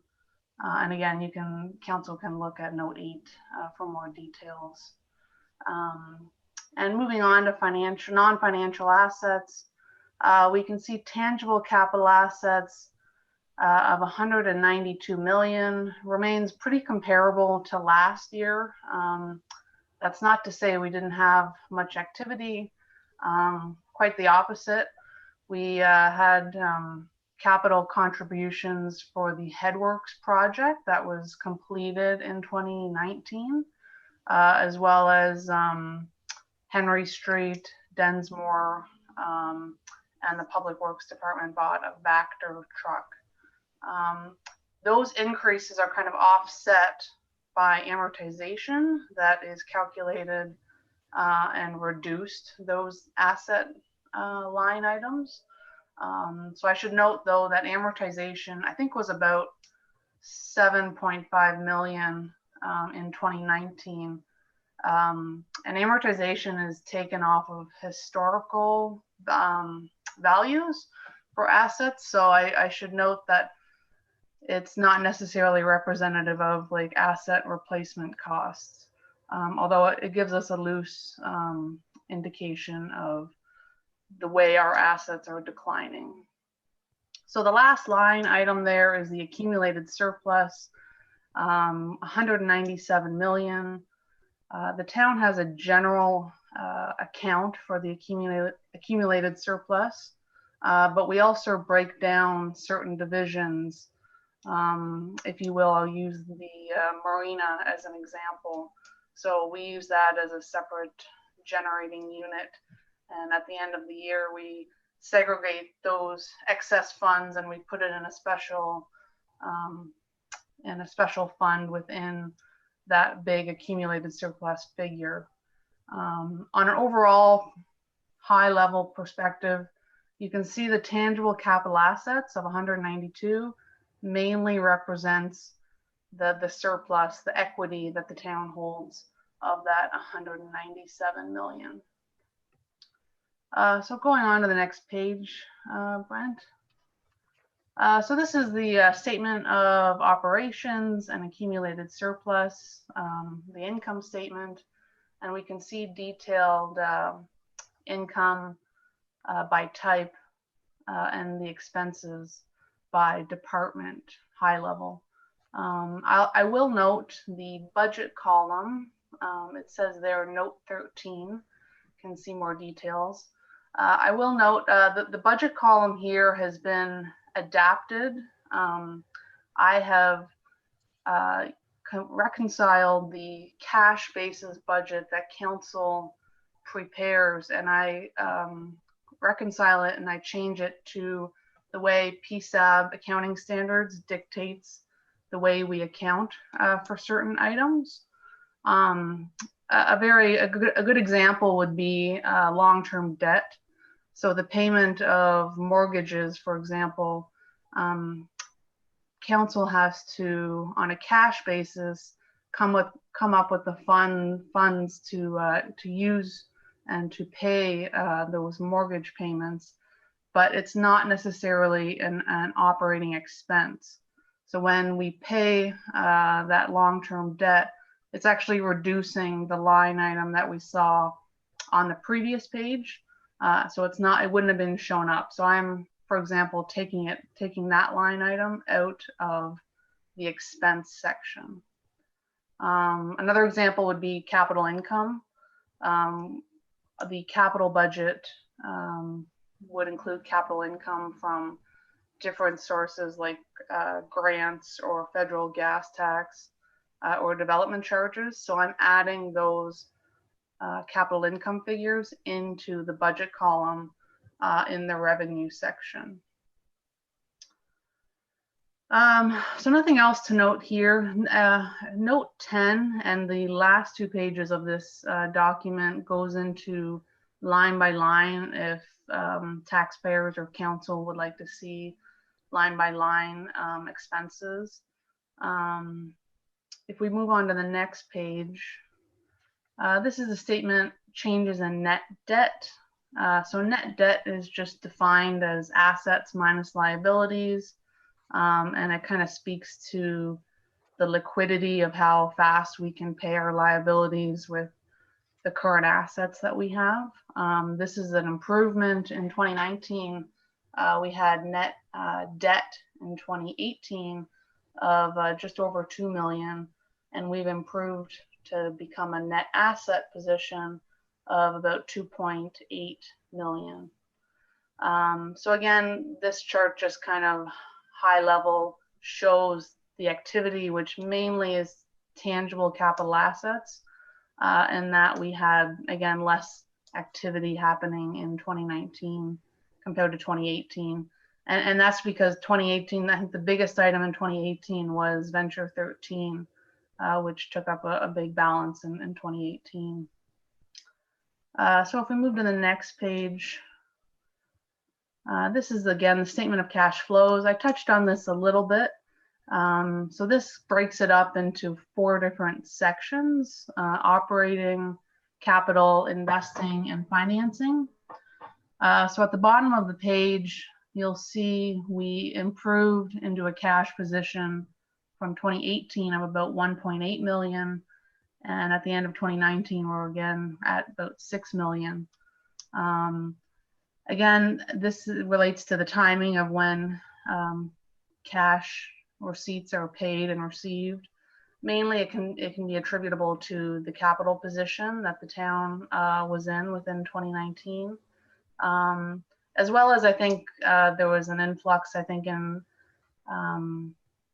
the discretionary obligatory reserve funds like development charges and gas tax. If council remembers, there was a doubling up of gas tax in 2019. And in the financing section, closer to the bottom, you'll see in 2018, we had had temporary borrowings of about 5.5 million. And so that was taken out within 2017 and paid off within 2018. So that you can see that's the majority of the difference. And that short-term temporary borrowings was for the Capital Headworks project, which I mentioned previously, which will be set up in the future for long-term debt. I'm moving on to, I think the next page is getting into the notes. Yeah, so this page following to the end is the notes to the financial statements, which gives more detail to the users of the statements if they wanted, for example, to see more details of Northam or Waterworks or DBIA library. There's more information for the users of the statements. So with that, I don't have much more to add unless Deputy Mayor or any members of council have questions. Thank you very much, Jennifer. As always, an excellent job with this report. If it's okay with council, we'll go straight to Lori, the auditor, and her comments, and then perhaps we can direct questions to either Jennifer or Lori, if that's okay with everyone. Okay, Lori, go ahead. Okay, thank you. Good evening, Deputy Mayor and everyone at Council. Pleased to be here tonight to walk you through the highlights of the 2019 financial statement audit process. So just for the benefit of the group, I have presented our audit plan to the audit committee in January, pre-pandemic. And then, of course, had a great discussion just last week with the audit committee to review the details of the audit findings. So what I wanted to do here this evening was certainly give you the highlights and really give yourselves an opportunity to ask any questions. So sitting here tonight, we are essentially complete with respect to finalizing our audit. Our audit has been completed in accordance with our plan. And as you saw, as Jen walked you through the highlights of the financial statements, our deliverable is the independent auditor's report that is attached to the financial statements. And that is in draft, subject to final approval of council of the financial statements, which is anticipated to be next week. It is a clean or unmodified opinion, which essentially states that the financial statements, in our opinion, do present fairly in all material respects the financial activities of the town for the 2019 year. In terms of any significant findings, of course, a KPMG audit approach is always a risk-based audit approach. So we have identified any specific risks, which really are none unique to the town. But of course, we always need to incorporate any presumed fraud risks that are mandated to us from an auditing standards point of view, particularly relative to the risk of fraud. So we've continued to do that each and every year and certainly have not identified any findings to bring to the group. As well, of course, with respect to any accounting estimates by their very nature are subject to increased risk. So we do spend some time looking at estimates. And as you look at your statement of financial position or your balance sheet, you do have a significant estimate sitting on your financial statements relative to employee future benefits, which does rely on the work of an actuary. So the team has employed the work of an actuary, and as part of the external audit, we rely on the work of that management expert as well. And other items to bring to your attention speak to materiality. So as I mentioned, our audit opinion always references materiality. This year, materiality was kept whole, consistent with the 2018 amount. So on the financial statements as a whole in aggregate, it was set at 1.3 million. And through the course of our audit procedures, there were no audit adjustments that were identified through the course of our work. So that really does speak to the quality of the books and records that were provided to us at the start of the audit. To the extent we identify any control or other observations through the course of our work as we're understanding systems, processes, and controls, we would certainly highlight those as well through the course of our audit findings, and there were no significant findings to bring to your attention in that regard either. And then, of course, the conversation around fiscal 2019 would not be complete if I didn't mention the COVID-19 pandemic. So our audit plan was discussed pre-pandemic.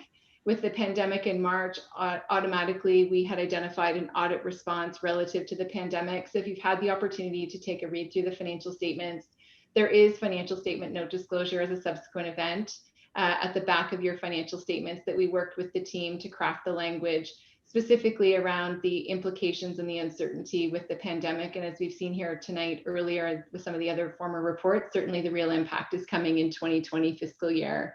And the final comment really around COVID-19, in case any of you are wondering, we were able to complete the entire year-end fieldwork, which would normally be done in person entirely remotely. Fortunately, when the pandemic hit, we did have the technology to flip the switch overnight. So sincere thanks to the team. It did feel a little bit different, but the team was entirely cooperative and really a pleasure to work with. So I'll conclude there and happy to take any questions from the group.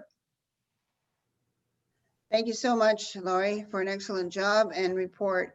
Any questions from members of council for either Jennifer or Laurie? Oh, Councillor Charlie.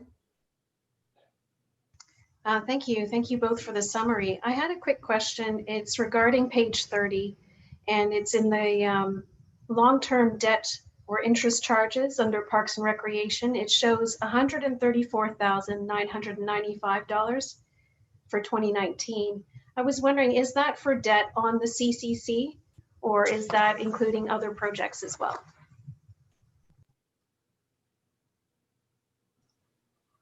Hi, sorry, could you just repeat the figure on page 30? Yeah, certainly. So it's on page 30, long-term debt charges, interest, $134,995 under Parks, Recreation, and Culture. That would most definitely 100% be related to the long-term debt. I don't have the figure in front of me or the account in front of me, but I can bring something to council if I'm mistaken and that's something else. But it would most definitely represent a big portion of that figure.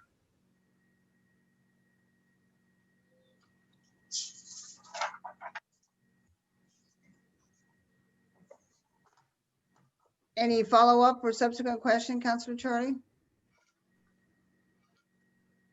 No, thank you. I was just wondering if that accounts for all of the debt from the Cobourg Community Centre, or whether there's other projects mixed in with that, but perhaps that information could be shared at a later date.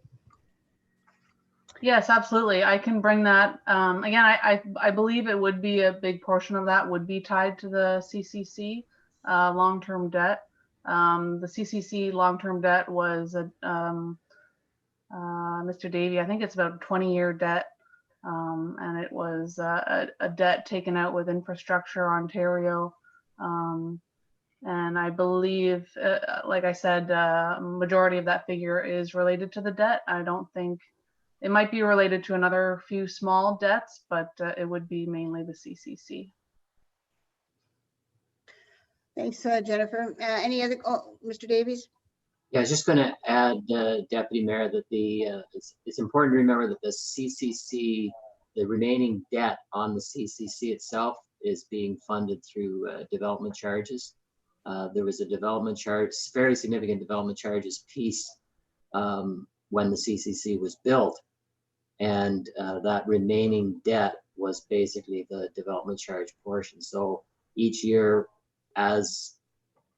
when we account in the budget for long-term debt, we show a recovery, if you will, from development charge to offset that, so it doesn't hit basically on the tax base. Thanks for that.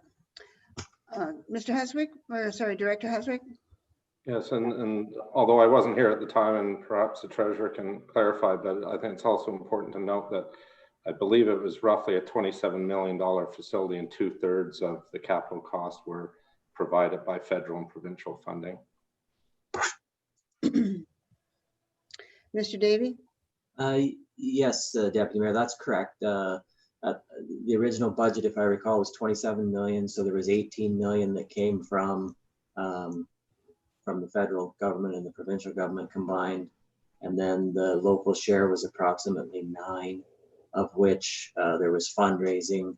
And then the final piece was, like I say, the development charges, which I think accounted for about 6 of the 9 local shares. So, and again, it was about 4 million, I think, that was borrowed or something along that line that's being repaid still and funded from the development charges. Thank you. Any other questions from member of council? Seeing none. Oh, sorry, Councillor Darling.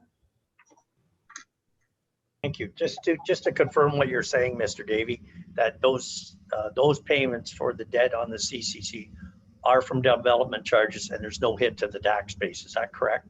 That's yes, Councillor Darling. That was the final summation when the final accounting, if you will, was done for the CCC. That was how the final piece of the funding came into play. Very good. Thank you. Okay, see no other further questions. I'll call the vote. All in favor? Opposed? Motion is carried. Thank you, Your Worship. That's it for your general government.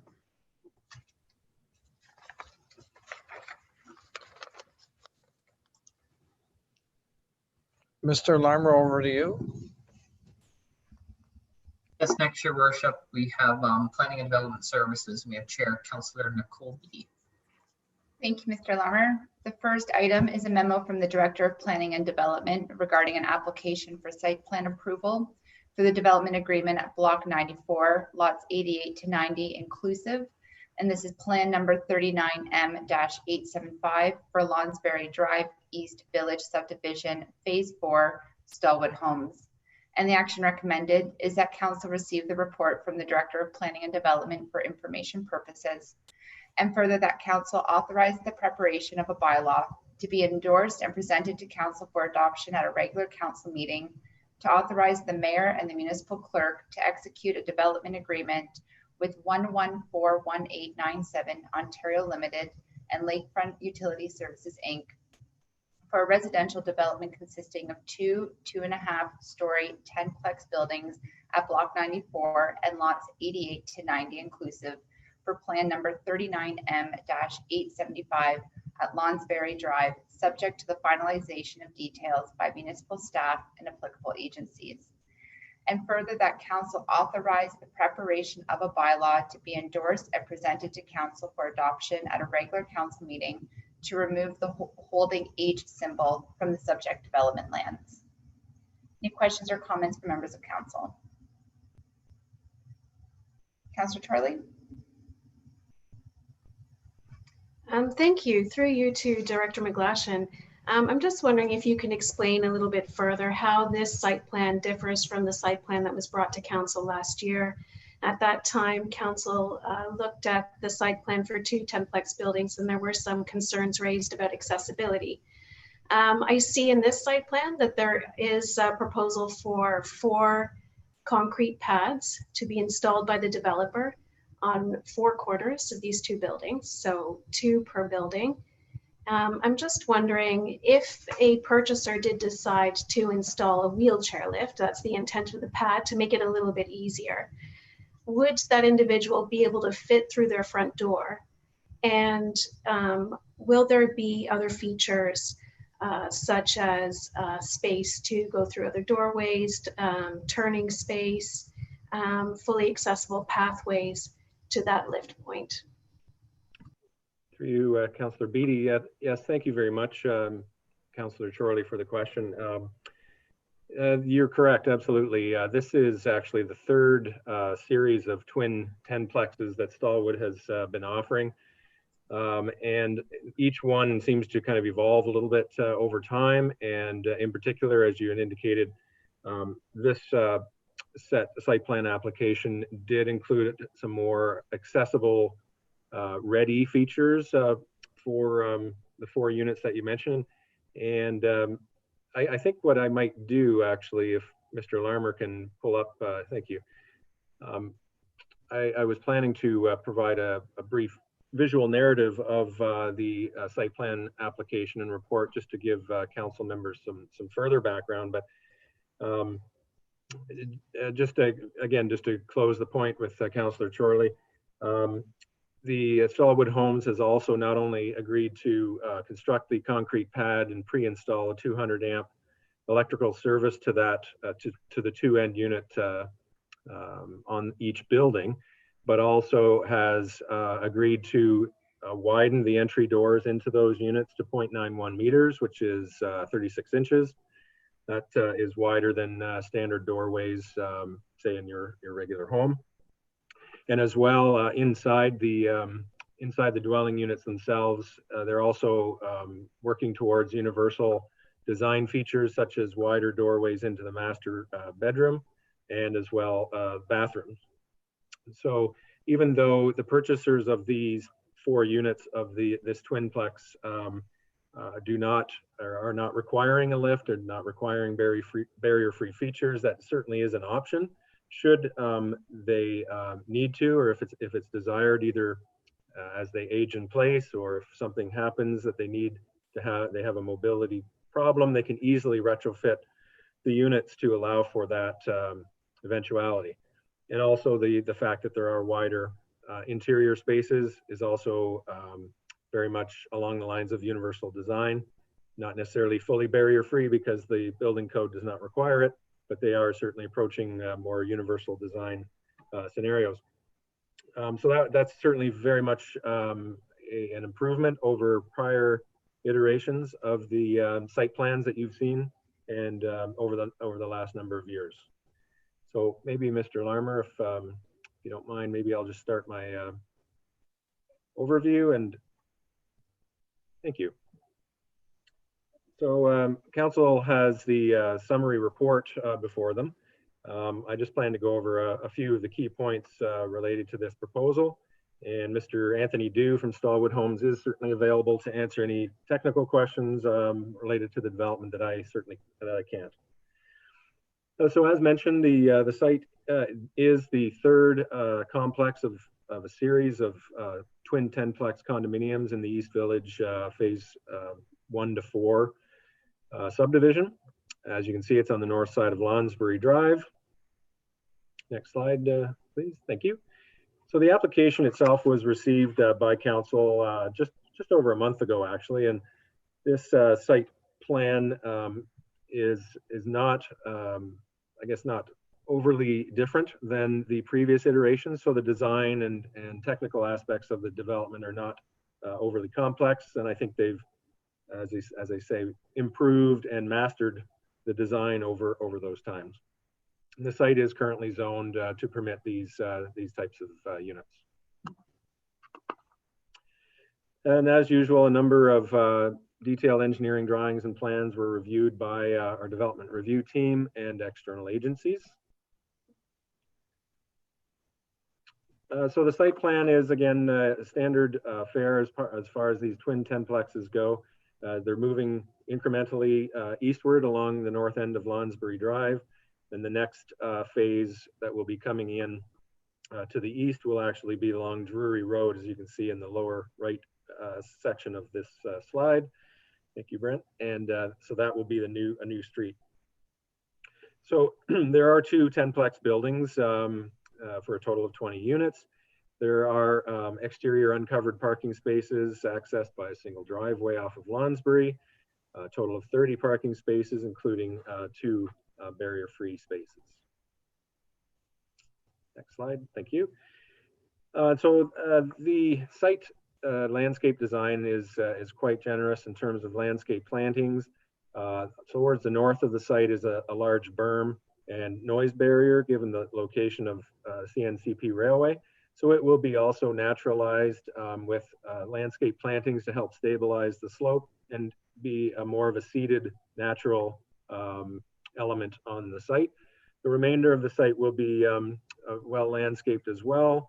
So 35% of the site will be landscaped, as well as a bioswale will be included in the development to allow natural infiltration. Next slide, thank you. So earlier in 2020, Stallwood Homes announced a sustainability pledge to divert 50% of their landfill waste within 2 years as part of their commitment to climate change.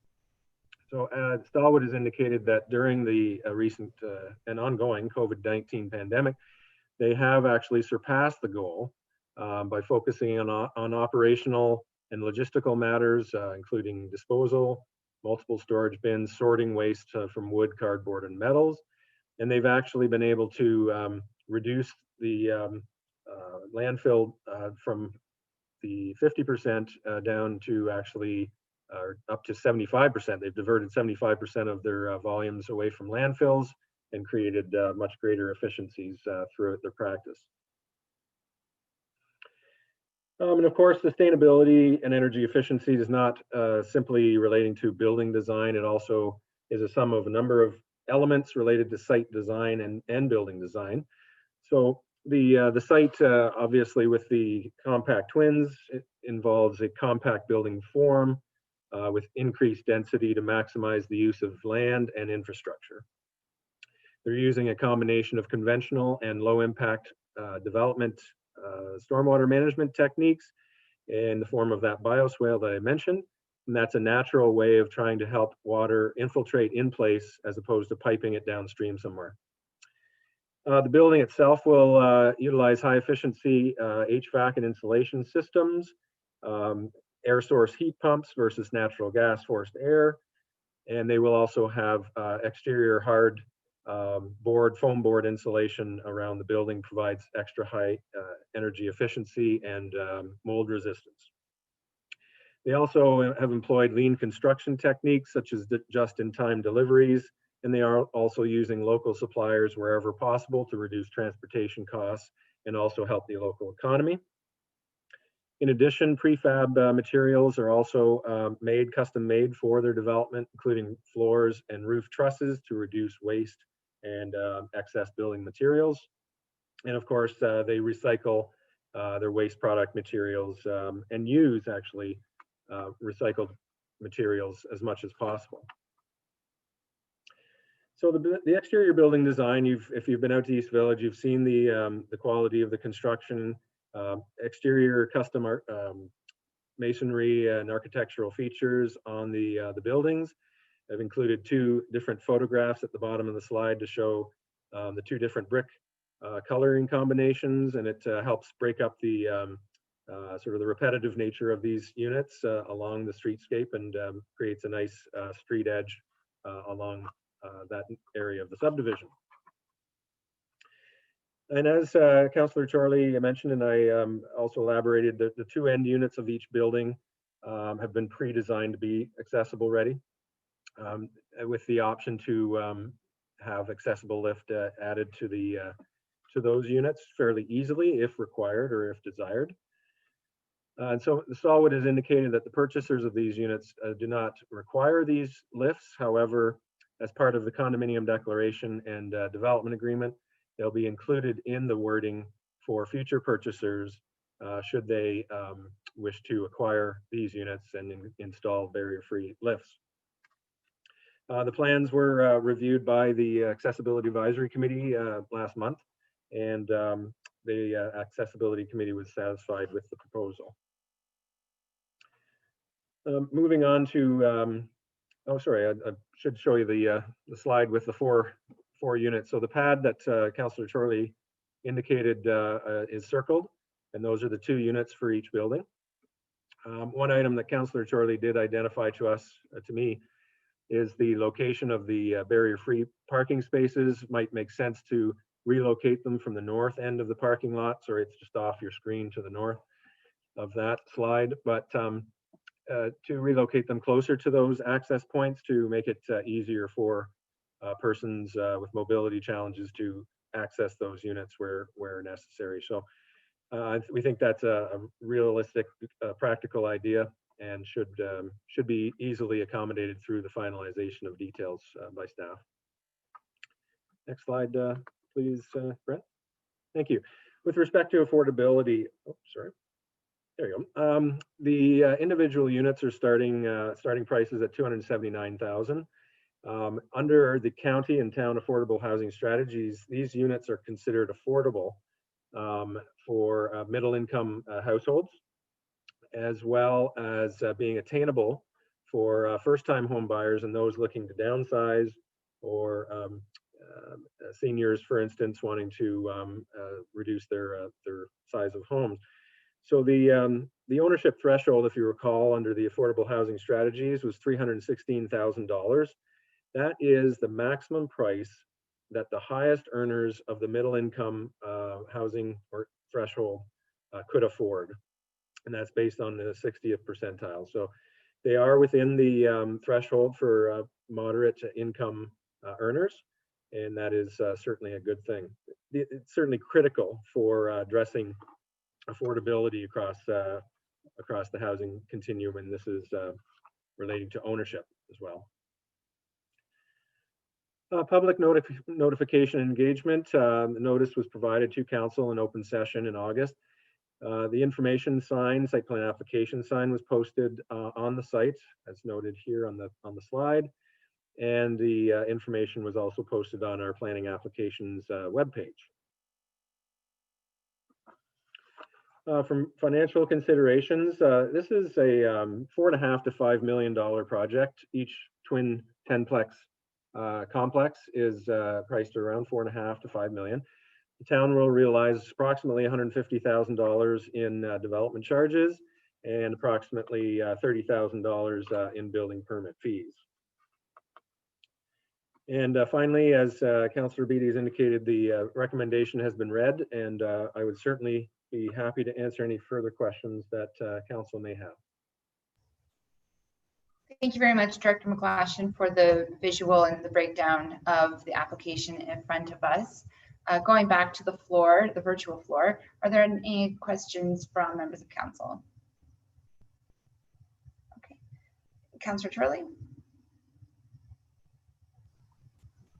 Thank you, Director McGlashan, for that presentation. I'm just wondering if you can give us a little bit of perspective. So I understand this is the third phase of 10-plex construction. So technically this is building number 5 and 6 going into that neighborhood. Can you inform us of how many more 10-plexes are planned for that neighborhood? Absolutely, yes. Thanks for the question. Through you, Councillor Beattie. So as part of the East Village phases 1 to 4, which is the current construction of homes and dwellings on the western half of that site towards Brook Road, this will be the second last, I believe, set of twin 10-plexes that will be built in that section of development. So there will be one more set of twin 10-plexes just to the east on Drury Road. As part of East Village Phase 5, which is the 334-unit development that's currently being pre-serviced farther to the east and over to King Street East, there will be an additional, I believe it's 10. Yes, 10, if I'm not mistaken. Sorry, I see Anthony nodding his head. I don't have that right in front of me, but another 10 plexes. So that will be 100 units plus the 40 that are being constructed as part of the current development. So in total, there are 140 more 10-plex units to be built over probably the next, 5 to 10 years, Mr. Dew? Nodding yes. So that many of them are along the north side of the development abutting the railway tracks. However, in East Village Phase 5, they have started to embed more of them southward into the development. There is one parcel of quad 10-plexes, so there would be 40 units within a block of quads along the northeastern section of the site, and a single 10-plex in the southern, I guess, south central section of the East Village subdivision. So without that map, visuals hard to explain sometimes. So overall, Councillor Charlie, to be about 140 new more townhouse 10-plexes. Great. Thank you very much for that, Director McGlashan. Any other members of council with questions? Your Worship. Thank you, Madam Chair. I don't have a question, but I did want to give a compliment. I'm hearing this often, and perhaps I don't know if council's getting the same compliments, but since the town changed their public notification board to a much more conducive environment where people can walk by and actually start to understand what site development is going forward, I can tell you I've received many, many compliments from citizens, and I thought I'd pass that on only to council, but the planning department, because the boards have made a substantial difference. Someone said to me, oh my heaven, these boards are bright, noticeable, and actually in plain English so I can understand it. And when you read the boards, it does exactly that. So I want to compliment your department, Mr. McGlashan. I know for you it might have been a subtle change. But I can tell you the calls I've been receiving on all sites, including this one, it's been a huge difference. So thank you. Thank you, Mr. Mayor. And obviously our communications department is very much part of this, as they their graphics and design were instrumental in these beautiful signs. And it is, yes, a combination of verbiage or text, visuals in terms of site plans, and some symbols, just quick and easy symbols to give people an idea of what's happening. So thank you very much. We appreciate that. Thank you to you both. I think that's a great observation, and glad to hear that we're receiving positive feedback from members of the community. If there's no other questions of clarification from council, we do have the action recommended on the floor, read as per printed on the agenda. I don't think there is need for me to, oh, Councillor Charlie. Thank you, Councillor Beattie. Before you call the vote, I just wanted to share a little bit of information and just my view on these 10-plex units. I think members of council are familiar. I'm not really a fan of the split level design. And again, that's really because it's not offering us universal design. And perhaps the accessibility committee didn't realize that this isn't just 2 buildings. We're talking about a whole series of buildings and still another 140 units yet to be built after this project. And quite frankly, I'm a bit concerned about that, about whether it's really going to meet the kind of built environment that we need here in Cobourg, particularly given our aging population. But also because universal design is good for everyone. It's good for parents with strollers. It's good for toddlers who are learning how to walk. And I think of some of the other developments that we've seen in Cobourg recently approved by council. I think of the Balder Corporation's development, which is offering us over 70 units, all with universal design. So also I noted last year, there was a very significant report released from the former Ontario Lieutenant Governor, David Onley. And the Onley report was commissioned by the Ontario government to look at how Ontario has been rolling out its accessibility standards and implementing those requirements. And the Onley report was quite scathing. And the report said this province is mostly inaccessible and concluded that for most disabled persons, Ontario is not a place of opportunity, but one of countless dispiriting, soul-crushing barriers. And I'm concerned that we keep building more and more of these 10-plex split-level units. Each of these units has 5 to 10 steps to enter and leave those units. It doesn't work in terms of visitability. And that means that for the people who buy these units, their friends and family with mobility issues will not be able to visit them. And they probably won't be installing a wheelchair lift in order that friends and family can visit them. So I think that's not really a solution to the kind of built environment needs that we have here in Cobourg. So I would just say that I hope in future as a council that we can maybe work on building accessibility requirements that are over and above what's required in the building code. That was one of the recommendations of the Onley report. It was to develop new and comprehensive built environment accessibility standards, review and revise the 2013 building code amendments for new construction. So the Onley report is really saying we need to do better with our minimum requirements outlined in the building code. And as a municipal council, we have the ability to lay out a criteria that goes over and above those requirements. So I'll just leave council with those thoughts. Thank you, Councillor Charlie, for articulating your thoughts. Much appreciated. Any other closing comments or questions from members of council before I call a vote? Seeing none, all in favor? Opposed? Carried. Thank you very much for the questions, and thank you, Mr. Dew, for being here. Have a good evening. Okay, moving on to item number 2. We have a memo from the Director of Planning and Development regarding an application for site plan approval, amending the development agreement for Smart Centers REIT Callaway in Cobourg, and this is for 66 Strathy Road, Cobourg. The action recommended is that council receive the report from the Director of Planning and Development for information purposes.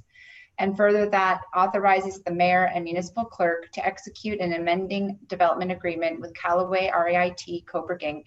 and Lakefront Utilities Services Inc.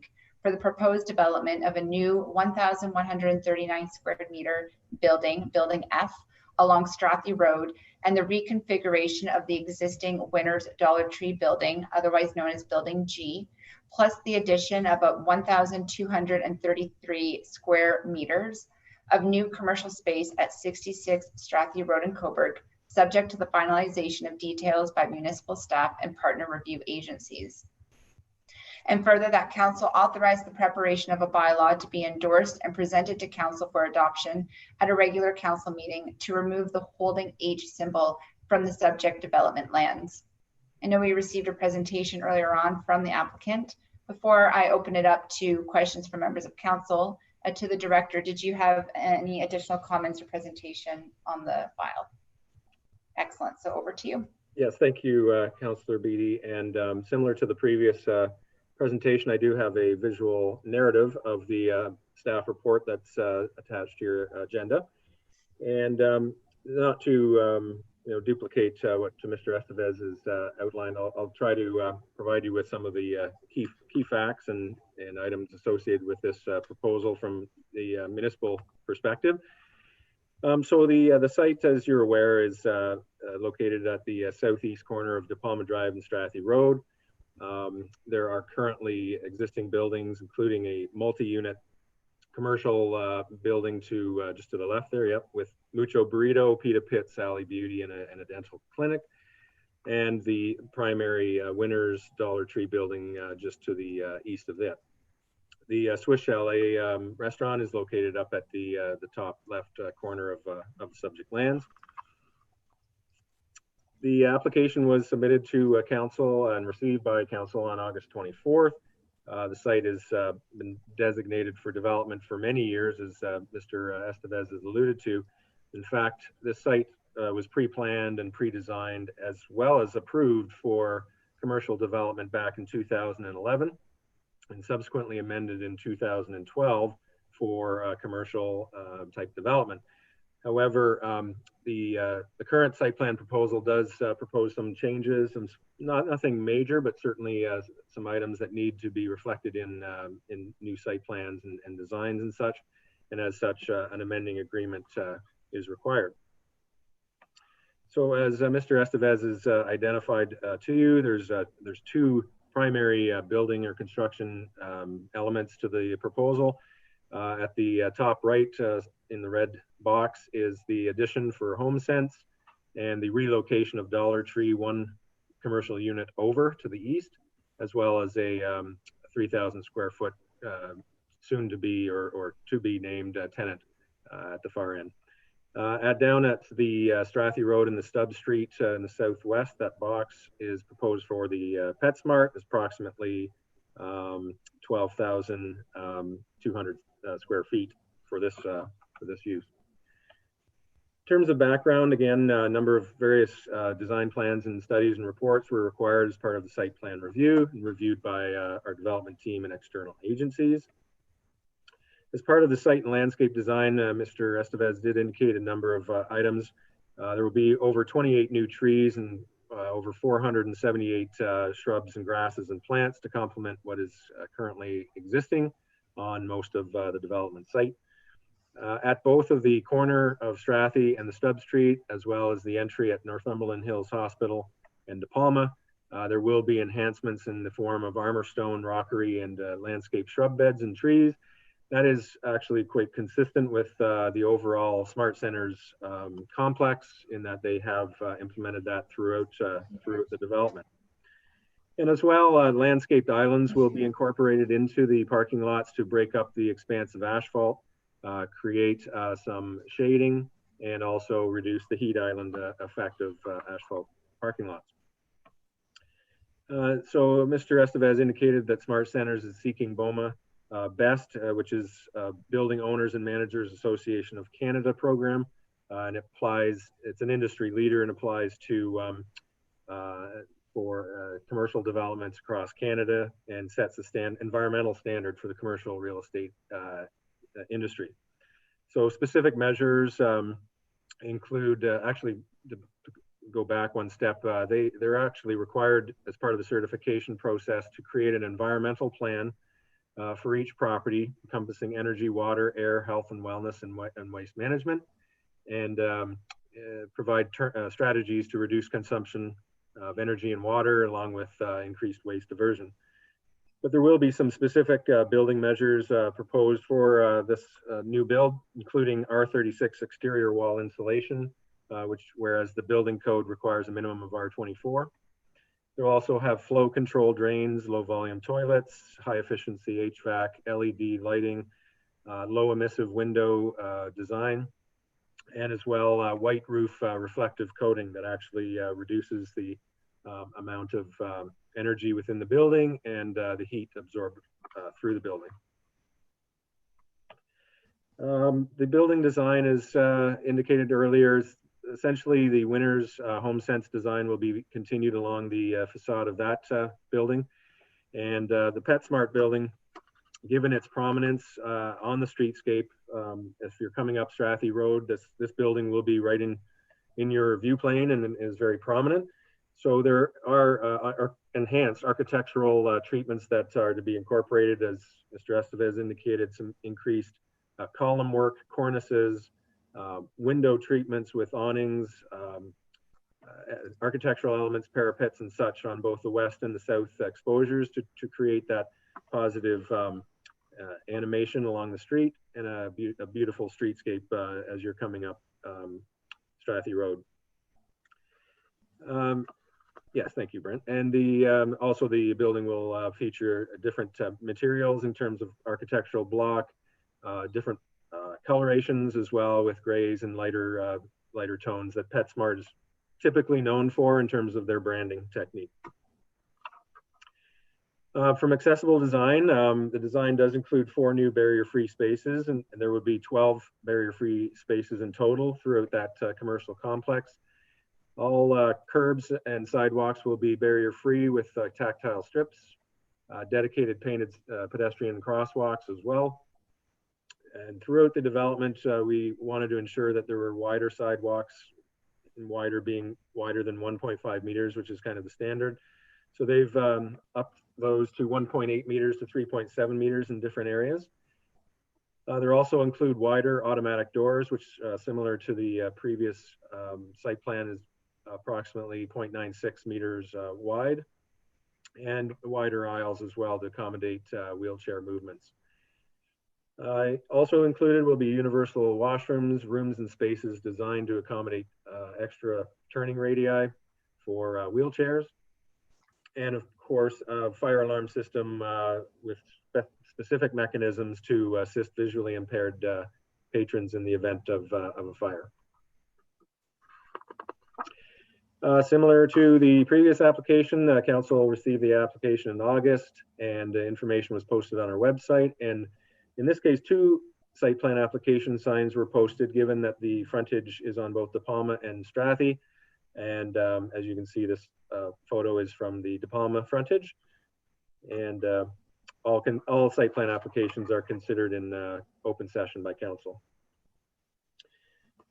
Financial considerations, this will be over $6 million commercial development for the town, resulting in approximately $175,000 in development charges and $4,300 in building permit fees. And Madam Chair, you've read the action recommended as part of the report. I'd be happy to answer any questions that council may have. Thank you very much, Director McGlashan. I will open it up now to questions from members of council. None in particular. To the director, and I apologize, I didn't get this to you today via an email. I just had some general inquiries from surrounding businesses. I'm assuming the answer is that the parking obviously is there and in place for the expansion of the buildings. And I think some of the concerns, just to summarize, came from that parking lot to the north of Winners. That main parking lot there tends to sometimes be used for folks visiting NHH and not wanting to pay for parking. But essentially the direction of the question is there's adequate parking in place to accompany the anticipated expansion of customer attendance, customer population with the additional retail outlets being added. Yes, so thank you, Councillor Beatty. And yes, the site development actually does meet the minimum requirements of the zoning bylaw. As well, the zoning bylaw actually includes a maximum parking number, and this is kind of in response to Northumberland Mall, where they actually significantly overparked the mall based on the calculations of the zoning bylaw. So both for the Walmart side of Smart Centers development and the Winners Plaza, there is actually a maximum so that there aren't large unoccupied swaths of parking areas that are not being used and creating, you know, more climate and energy issues than what really they should be. So the issue with respect to others parking on the Winners site, that's obviously an operational issue that Smart Centers and Winners may have to follow up on if people continually use up the commercial plaza parking spaces and walk across to the NHH. And, you know, as we know with existing or commercial parking lots in the downtown, for instance, Shoppers Drug Mart, you know, those patrons parking in those parking lots are supposed to be using the commercial establishments on that property, and that they have every right to tow people that aren't because it is private property. So the bottom line is, yes, there probably will be a little more congestion and areas that may be more filled up than normal just because of that overflow from NHH. But along with the expansion to the east of Winners, there is additional parking going to be expanded over to the entrance driveway coming in and off of De Palma Drive. So there will be some additional parking created as part of this development. But as for any issues or constraints associated with it, certainly an operational issue. And I think if Smart Centers finds that there's simply too many non-commercial plaza clients parking in that lot, they may have to do something about it. Thank you for that, much appreciated. If there's no other comments from members of council, I will call a vote on the motion as presented. All in favor? Opposed? Carried. Thank you very much. Moving on to item number 3 is a memo from the manager of planning, and this is regarding a notice of complete application for zoning amendment at 420 Division Street, and this is for the Canadian Centre for Addictions. And the action recommended, I did forward to the clerk on Monday. I had a slight addition, slight amendment to the action recommended. I don't know, Mr. Larmer, if you can bring that up. I can also, I'm just going to read it. It's just a small extra paragraph, a final further that. So the action recommended is that council receive the complete application for zoning bylaw amendment for 420 Division Street, Cobourg, and refer to the planning department for a report. And further that the notice requirements of the Planning Act RSO 1990 CP13 as amended be implemented, including the schedule of a public meeting. And further that council direct that the applicant host its own open house with 45 days from today. This should read now October 7th, 2020, pursuant to the town's public notification, engagement, and meeting procedures as approved by council on December 2nd, 2019. I acknowledge that 2 members of council have declared conflict of interest on this topic. So Councillor Darling and Councillor Burkett won't be participating in the discussion or the vote. With that said, any questions from members of council? Councillor Turley? First of all, thank you, Councillor Beatty, for your amendment. I think that's a very good amendment. A quick question through to Director McGlashan. First of all, do you have everything you need to consider this application complete so that you're able to proceed? And also, a few months ago, council did commission Meridian to do a report looking at the zoning across the entire town for rehabilitation centers. Can you give us an indication of the timeline for when we might expect that report to come back from Meridian? Just, I'm thinking it would be great if we had that information to help inform our decision on this particular application. Yes, thank you, Councillor Chorley. Through you, Councillor Beatty. So the application was received in mid-September, and the town planning staff reviewed the application for completeness, determined if all of the information was submitted. Just given the COVID pandemic, the actual submission of the application by the proponent did not occur until September. Their plan was to submit the application quite some time ago, but there were some issues related to the conditions of sale with respect to the property, and of course some delays with COVID as well. So unfortunately, due to those circumstances, the initial fee payment or check that came in with the application was stale dated. So we had to obtain a new check, which just did come in this week, this past Monday.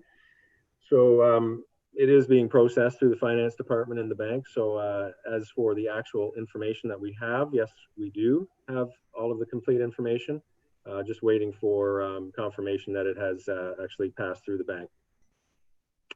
In terms of the second question, Councillor Chorley, yes, Meridian Planning has been retained by the town to undertake both or complete the comprehensive zoning bylaw review process that was initiated some years ago, and as well undertake that specific review that council requested back in July of drug rehabilitation and treatment centers as part of a land use planning review exercise. So to date, what we have undertaken with Meridian is finalize the paperwork and details associated with contracts, and as well finalize the work program and details moving forward for this process. The initial phase, which will likely take a number of months, will include background research, review, as well as best practices of similar uses in other municipalities throughout Ontario, and the initiation of a public consultation process through Engage Coburg to provide information, first of all, to the public, and as well provide opportunity as we move along the process to submit feedback relating to it. So in terms of timing of being able to have a report by Meridian coming back to council and the public, it would likely be into likely take most of the fall to do the background research and review stage, and the report, background report and options report would likely not be until early 2021, so into January or February at this point in time. Thank you for that, Director McGlashan. To Councillor Chorley, does that answer the two questions presented? Yes, it does. Thank you. You're welcome. And just a note to councillors with regards to the slight amendment, in speaking with Weston Consulting, who's representing the applicant, and speaking to them about the process that they undertook when they established their location on Dorset Street in Port Hope 5 or so years ago. They, at their own initiative, did several public engagement and open houses, as well as statutory requirements.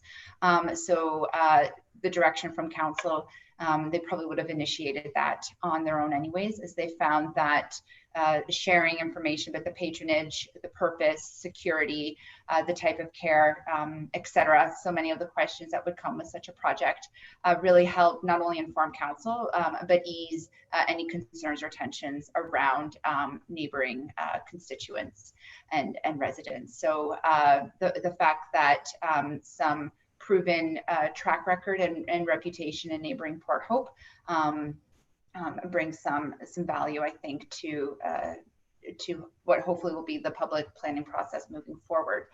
With that additional comment, any other questions from Deputy Mayor?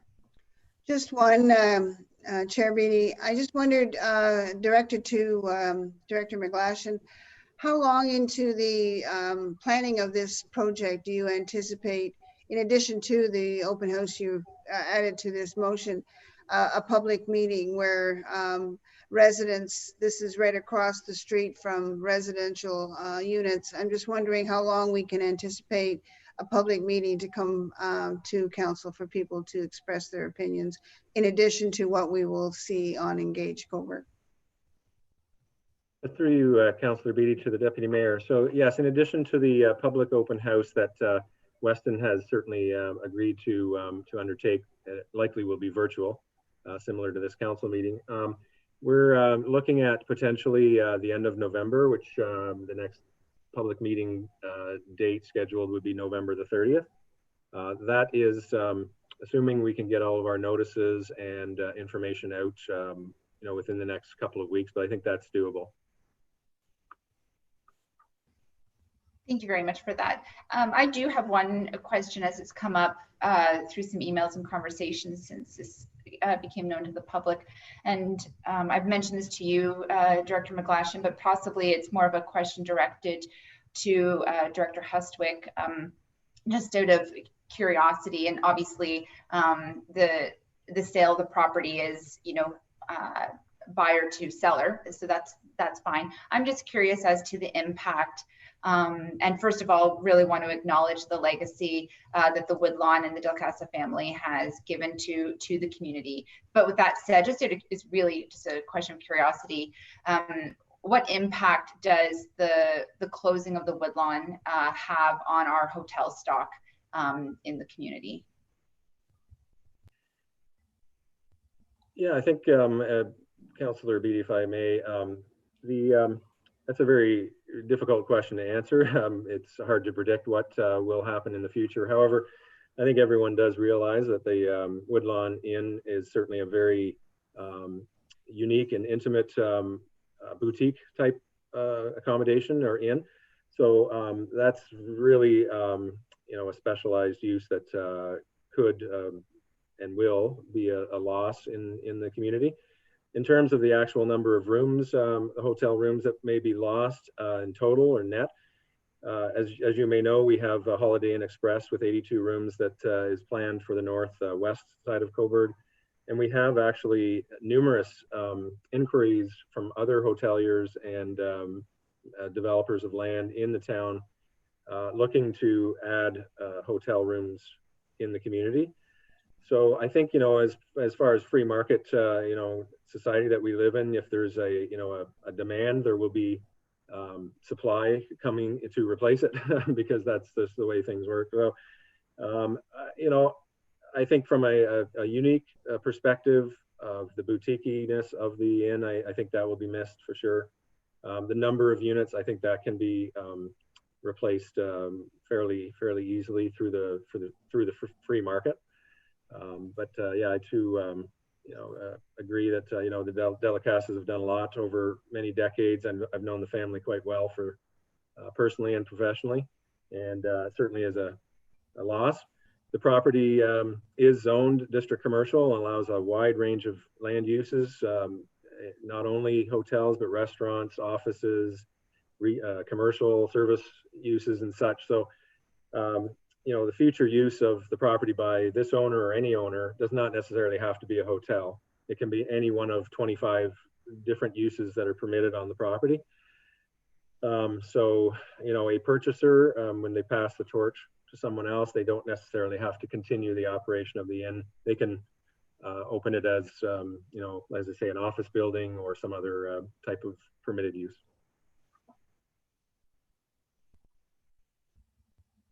I think you're on mute, Councillor B. My apologies. A few minutes ago, I didn't mute myself when I took care of an oven issue, so I'm learning. So if you heard me muffling a few moments ago, I do apologize. No one was tending to the oven outside my door. That said, I don't know if to the Director Hustwick, you have any additional comment?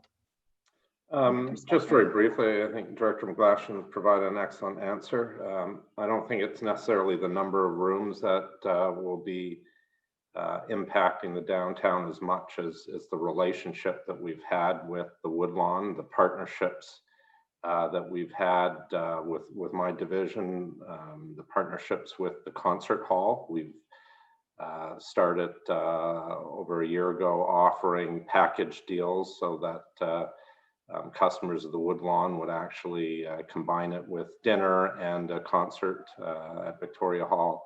Those were making some really positive inroads, and And of course, the downtown location, there's not a lot of transient accommodations in the downtown area. So I think that's going to be impacted because those are the people that can walk to many of the local businesses and restaurants. So, you know, it'll certainly be felt, but as the director said, there's new accommodations coming online.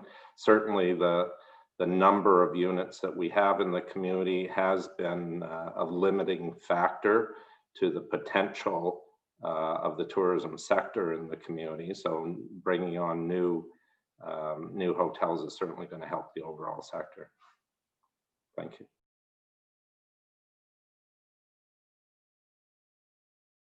Again, thank you to you both, much appreciated. Any other questions from members of council? Okay, calling the vote with the motion as presented. All in favor? Opposed? It's carried. Thank you very much. Moving on to the next item, item number 4, which is a memo from the Secretary of the Heritage Advisory Committee, and this is regarding the heritage permit application for HP 2020-025 as submitted by Gino D. Giovanni for 264 Division Street, Coburg. And the action recommended is that council endorse the recommendation of the Heritage Advisory Committee and grant heritage permit number 2020-025 to permit a new ground floor double pane glass window with a new 2x6 pine mullion to permit 2 pieces of glass on the existing storefront window and masonry repairs at the property known municipally as 264 Division Street in Coburg. And this is subject to the finalization of details with planning staff. Any questions or comments from the director before turning it over to the staff presentation? No. No, Councillor Beatty, I think the report's fairly straightforward and speaks for itself. Wonderful, thank you. Any questions or comments from members of council? Okay, seeing none, calling the vote. All in favor? Opposed? And it's carried. Thank you very much. Mr. Larmer, back to you. Yes, Your Worship. Next, we have Public Works Services. We have Chair Councillor Brian Darling. Thank you, Mr. Larmer. I have 2 motions this evening. The first is a memo from the Director of Public Works regarding municipal parking and transit fare update in the town of Coburg. The action recommended that council permit staff to re-implement the collection of fares for downtown parking and transit when Victoria Hall is open to the public, and further that staff ensure that a minimum of 2 weeks notice is provided to the public through all available media outlets, and that council direct staff to implement option 1, continue with reduced service hours until January 18, 2021. So take any questions from the floor at this time. Councillor Bureau. Yeah, actually, I have an amendment on that, Mr. Larmer, if you're able to put that up. Please and thank you.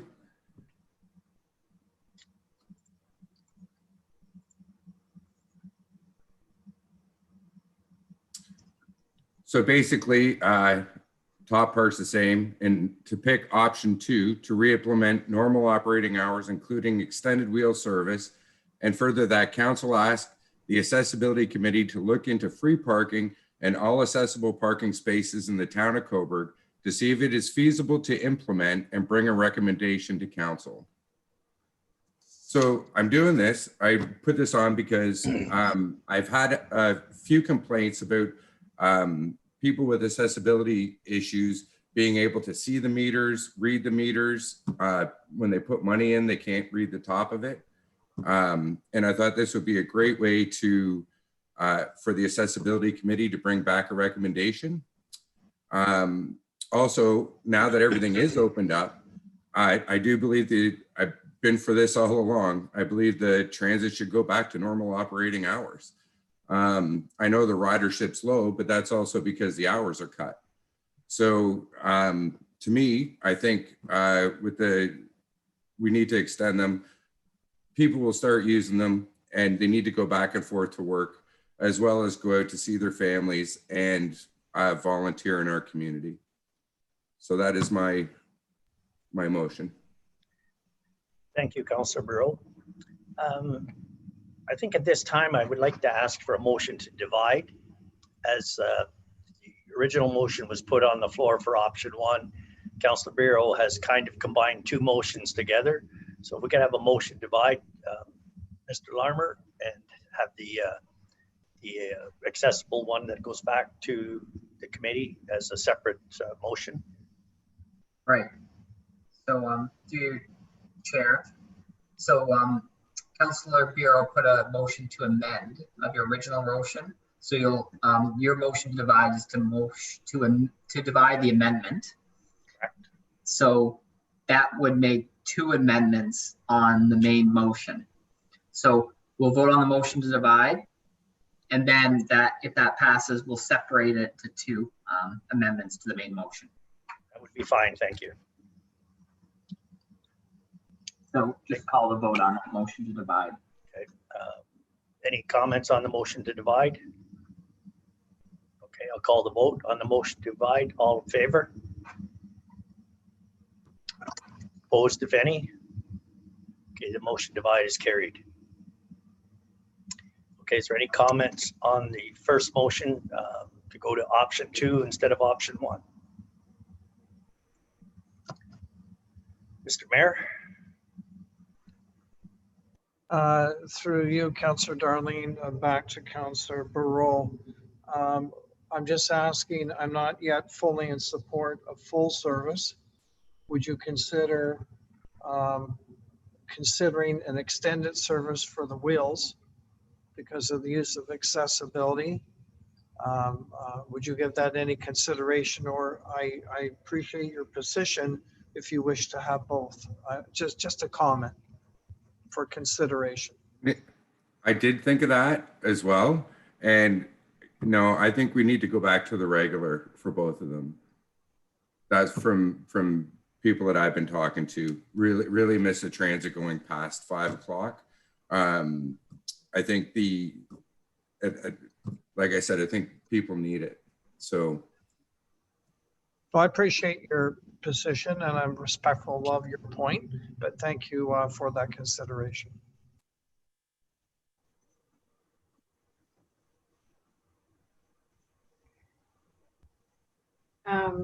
Sorry, Councillor Charlie. Thank you, Councillor Darling. I was just, I was thinking along the same lines as Mayor Henderson that it's particularly important that we look at extending the wheels service. My concern is that I've seen many neighbors who use electric wheelchairs. They've been using the road and the sidewalk through the summer months, but as the winter months set in and we have more snow, it's going to be very difficult for them to make those short journeys. They will need to use public transit instead. And because we have no other options for transit, for accessible transit, for our wheels users, because we don't have an accessible taxi service right now in the town of Cobourg, I think it is important that we extend this service to include the extended hours. And I'm just wondering, Councillor Bureau, if you can make it explicit in your motion that that would include the extended hours for wheels service.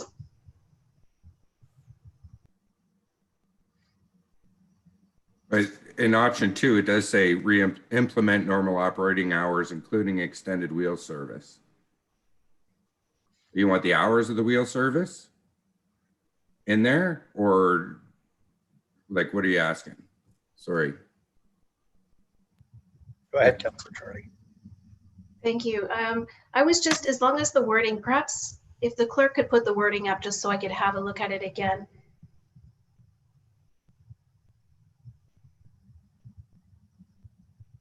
That's what yes. option 2 said on the agenda.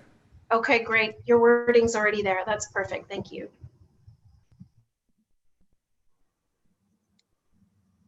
Okay, is any other comments on regard to option 2? Okay, I'll call the vote on the amendment for option 2. All in favor? Opposed, if any? The motion is defeated.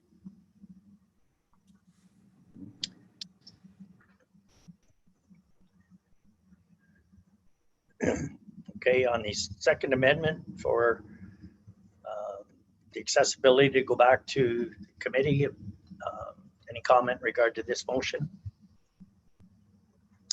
Councillor Beatty? Sir, you're muted. Thank you very much, Councillor Darling. In anticipation of an iteration of this coming forward, and when Director Wills invited us to ask any questions in her absence tonight, I did ask about how accessible parking and complementary parking for accessible spaces, if it's been looked at in the past, if it would impact any lost revenue to the budget, and it had come before the accessibility committee in the past. And just a summary of her comments to me for council's consideration, and then through you, Councillor Darling, to perhaps our council rep, Councillor Burkett, who sits on the accessibility committee. I would appreciate hearing his input on this amendment. But essentially, there's no way of knowing what free parking on accessible spots would have in terms of lost revenue on the budget. We do know that we have more accessible parking spots than we require. So if it were to change, one thing for us to possibly consider, or the accessibility committee to consider in its review, is removing some unutilized accessible spaces to make up the difference in revenue as a trade-off for earmarking some accessible parking spots free in perpetuity or indefinitely.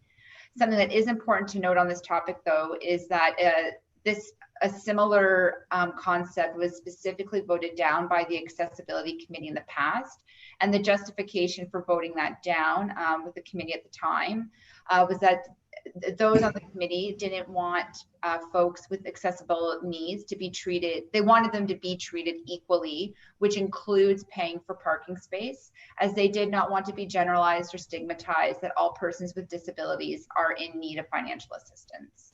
So I just thought those notes from the director were important to for us to have in discussing this point. But through you, Councillor Darling, I would appreciate hearing from Councillor Burkett as the council rep on the Accessibility Advisory Committee.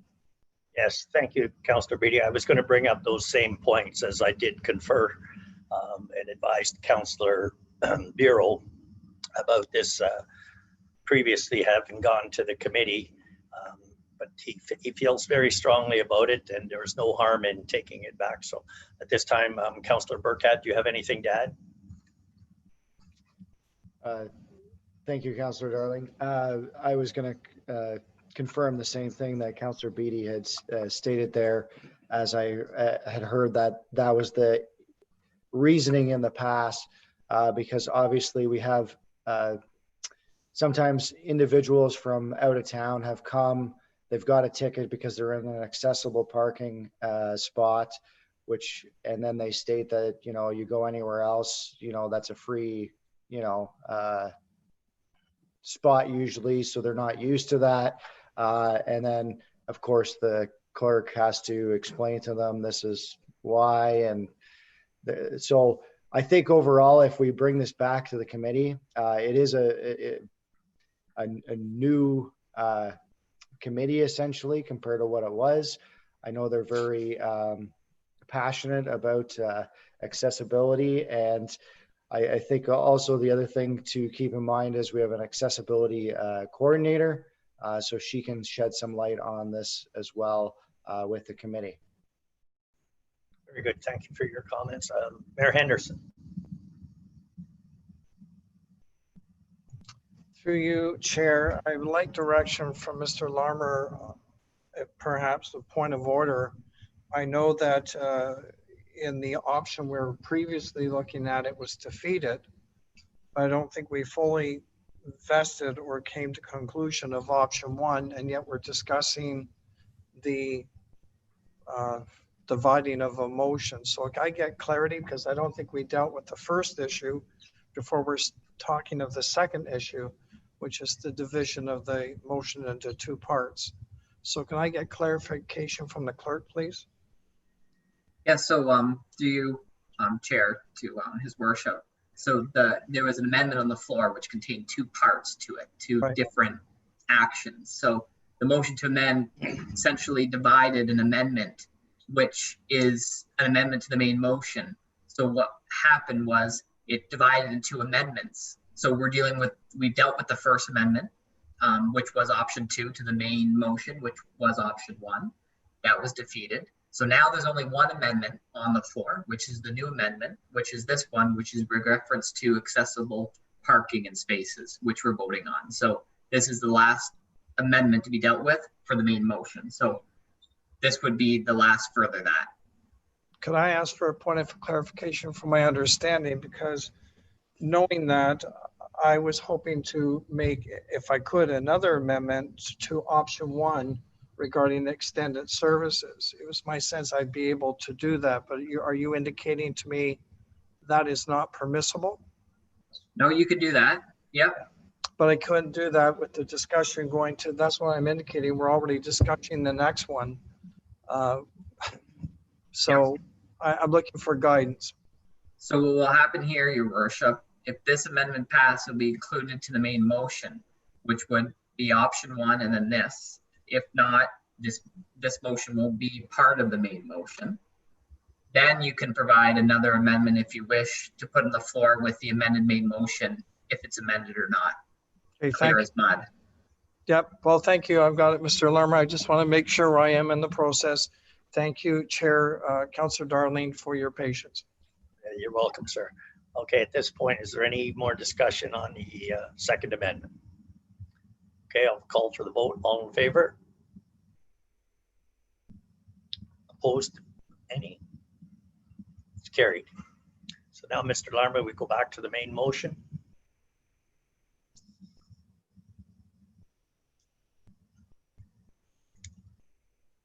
No. Right, 1 second. Just gotta fix it. Mr. Larmer, if I may, the main motion was to January 31st, option 1 to January 31st, which is not in this amendment here. Yeah, just including it. Okay, thank you. Give me 1 second.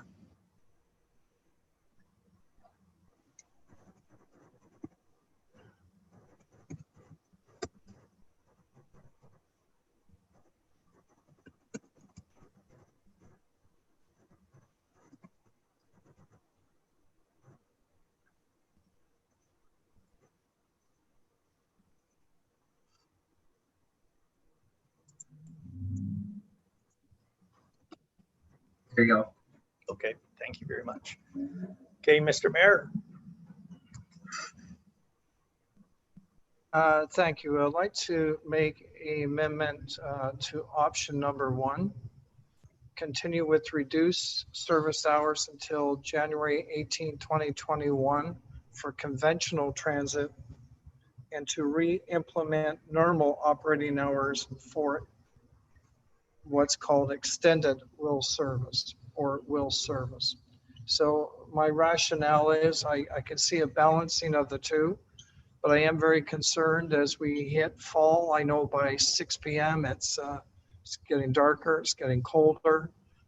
We're getting into more inclement weather conditions. And I do feel it's critically important that at this time anyway, we might consider extended will service different than conventional service. So that's the rationale for my amendment.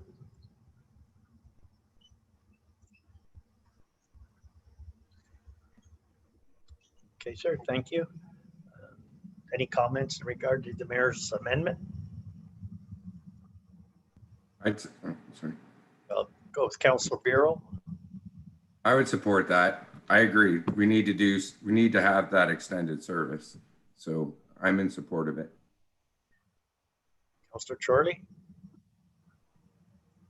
Yeah, likewise, and I'd like to thank Mayor Henderson for putting that amendment on the floor. And if I can, I'll just pull up an email. I did ask Director Wills, who isn't able to join us tonight. I did ask her how much it would cost just to extend the wheels service. And she said increasing wheels to normal hours plus extended hours will add 5 hours Monday to Friday, 2.5 hours on Saturday, and 7 hours on Sunday for a total additional hours of 34.5 and cost $1,826 a week. So I'll just put that out there for council's consideration, but I do feel that it's important that we make that investment in providing this service to our wheels users. Thank you, Councillor Chorley, for those numbers. Okay, and any further comments? Okay, Mr. Larmer, if you could put the motion back up, does that affect the date as far as going to January 21st, I think it is, or 18th? Just want to read that again. Continue with service. Yeah. Okay. Chair, do you mind letting the mayor repeat his amendment just to make sure everyone's clear on? Yes, I would appreciate that. Okay. Mr. Mayor, if you could repeat that amendment, or maybe. I'll do my best. Continue with reduced service hours until January 18, 2021 for conventional transit. And to re-implement normal operating hours included extended Wills service.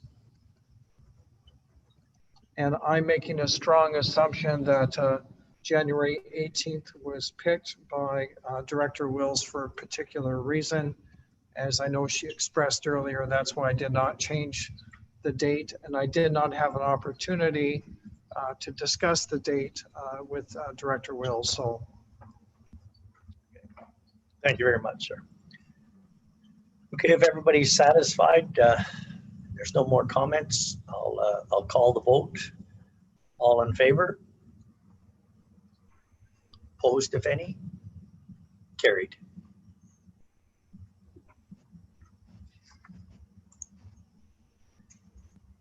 Okay, the second memo I have from the Director of Public Works regarding mandatory face coverings on the town of Cobourg Transit.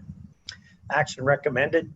The council received the report from the Director of Public Works for information purposes, and further that council endorsed the mandating of face mask / face coverings on Cobourg Public Transit. Okay, is there any questions or concerns on this one? Just as a matter of interest, I think the province has mandated, Mr. Larmer, maybe you could confirm this, but I think province did mandate masks on all public transit. Is that correct?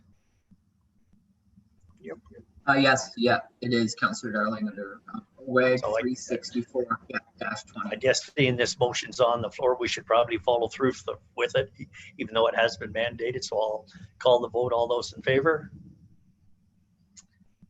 Opposed, if any? It's carried. Thank you very much.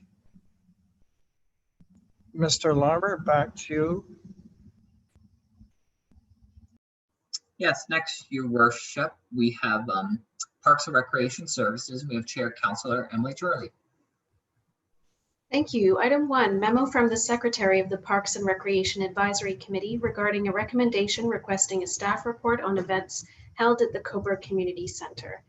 I'll just put an action on the floor that council received the recommendation from the Parks and Recreation Advisory Committee, and further that council authorized the committee's request for a staff report regarding special events at the Cobourg Community Centre to be submitted to the committee by April 1st, 2021. And are there any questions or comments from members of council? Councillor Bureau? Yeah, I have two. One, a clarification question, and the next one after that. One, is this, I don't think this falls under the Parks and Recs terms of reference or mandate. And two, the events that are like, what would be the end game for the Parks and Recs committee for this? Like, I'm not understanding why they would need that much. Why they would even be looking at this when it's not parks or recreation. And I understand the CCC falls underneath that, but the events still aren't their priority. There's, you know what I mean? So I'm not understanding why they would want this. Yeah, thank you, Councillor Bureau, for your question. It does cross over a little bit with culture and events, yes. But members of the committee brought forward this suggestion. It was their initiative to really look at the CCC's finances and to start with a small aspect of that.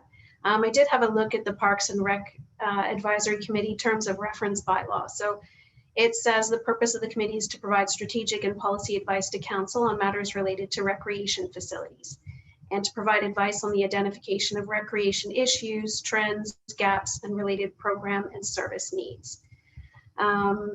Also having particular regard to economic, cultural, and social well-being of the community. So the committee's aim was to look at municipally run major events at the Cobourg Community Centre and to just gain an understanding of whether those events are revenue generating for the town of Cobourg, or whether they're breaking even, or whether they're making a loss, and then to use that information to provide some advice to Cobourg Council on whether we need to put in place any policies or guidance on whether those events should continue in the same way at the Cobourg Community Centre. I think part of this is just bringing some transparency as well to understand how recent events have performed.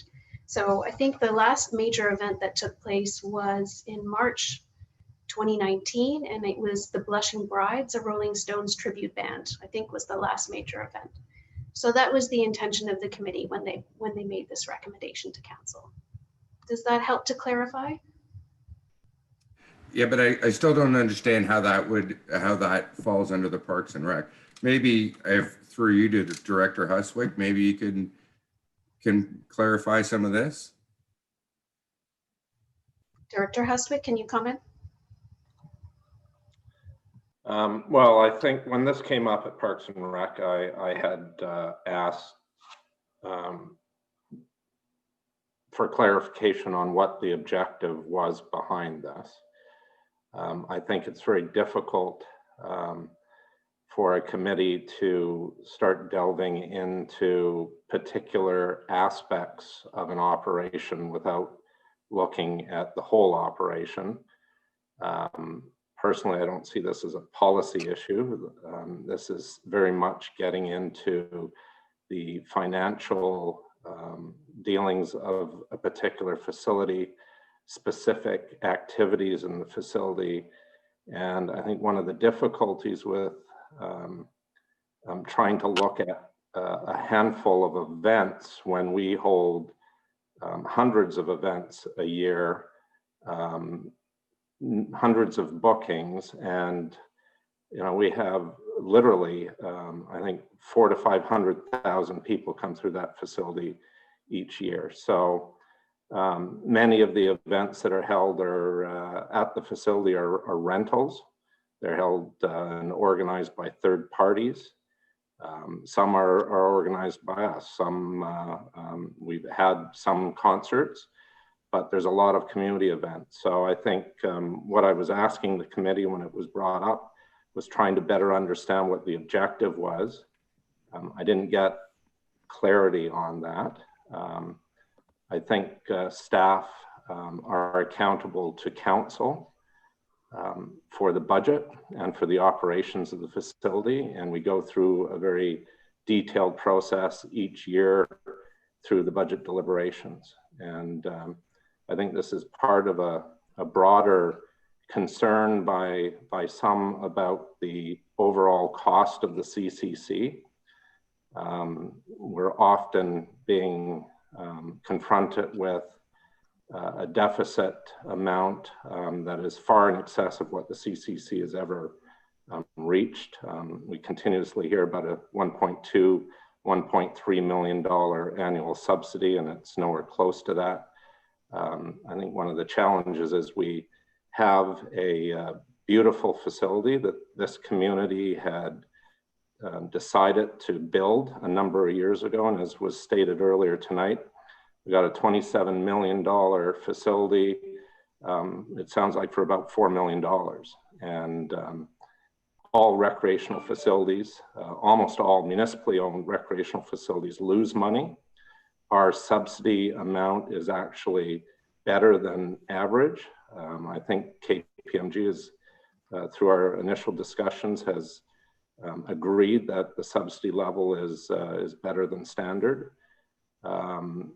So I think one of the challenges is that facility is never going to make a profit, despite how much people would like it to make a profit. But at the end of the day, We go through a very detailed budget process, and we're accountable to council.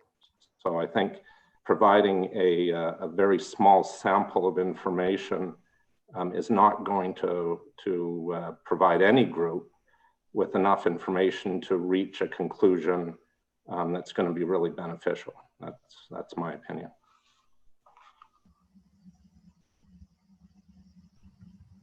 Thank you. And Councillor Beattie, and then Councillor Darling. Thank you, Councillor Chorley. And just a comment, and let me preface them that I truly value the work of the Parks and Rec Committee, and I truly value how they're bringing forward some important matters. For example, really looking forward to what they come back with some of the various parameters that we've given them for beach access and related conversations.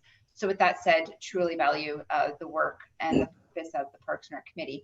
With that said, I have two concerns, and really they're based on one. While I'm not a service review subject matter expert, I appreciate that we're undertaking that exercise, and whether to the director can comment. I feel that this is linked with that, and so I sometimes have to take a step back and make sure we're not putting a side project ahead of the overall cart, if I may. And then second to that, again, while I don't have a crystal ball, we're in a COVID era. I can imagine that large signature events with large gatherings won't be happening probably within the foreseeable fiscal year.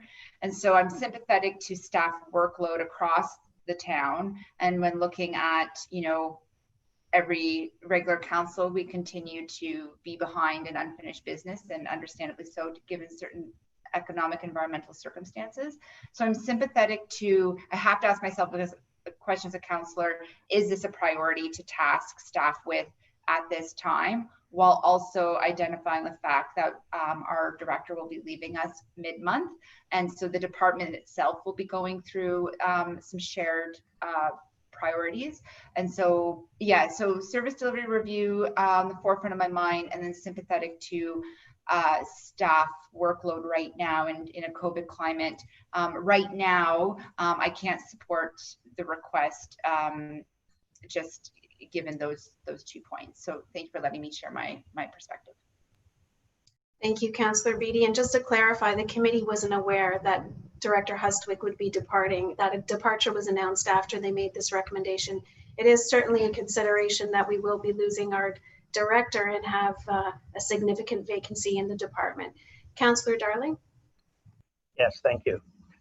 I've got to agree with Councillor Bureau. I do not believe that this motion is in line with the mandate of the committee as described in the terms of reference. The terms of reference state the committee will provide advice under direction from the CAO and council. To the best of my knowledge, there was never no direction given to the committee to investigate this matter. And again, any direction from the committee should have come from Councillor Bureau, as events is his portfolio. In all fairness, our new CAO has just started and with her new position, and I think the CAO should have time to review our policies and procedures before council adds more work to the unfinished business list for staff. And the motion does not consider the full gamut of what's out there when it comes to the CCC. The motion does not consider the economic spin-off from major events. I know for a fact we had 3 major events where sports related, and sports tourism is a major economic boon to the communities. I know for a fact that the restaurants and the hotels in the area benefited greatly from those 3 large events that we had that were sports related. And as Mr. McGlashan said this evening, we're going to have more hotels coming to town. And one of the biggest complaints I heard with the sport tourism that came here was they had to go to Peterborough, Port Hope, and other areas to get rooms. So I think these major events can be a huge benefit to the town. It gives our people something to do. And again, I have a grandson that plays hockey, and I know every time we go out of town, and I can say for the CAO, the lovely facility they have there, I've spent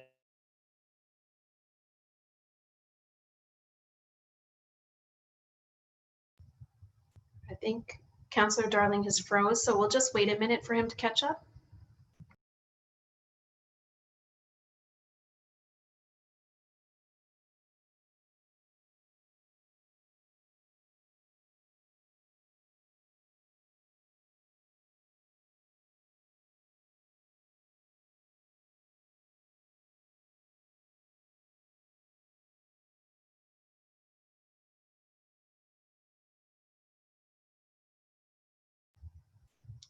I think we will just wait.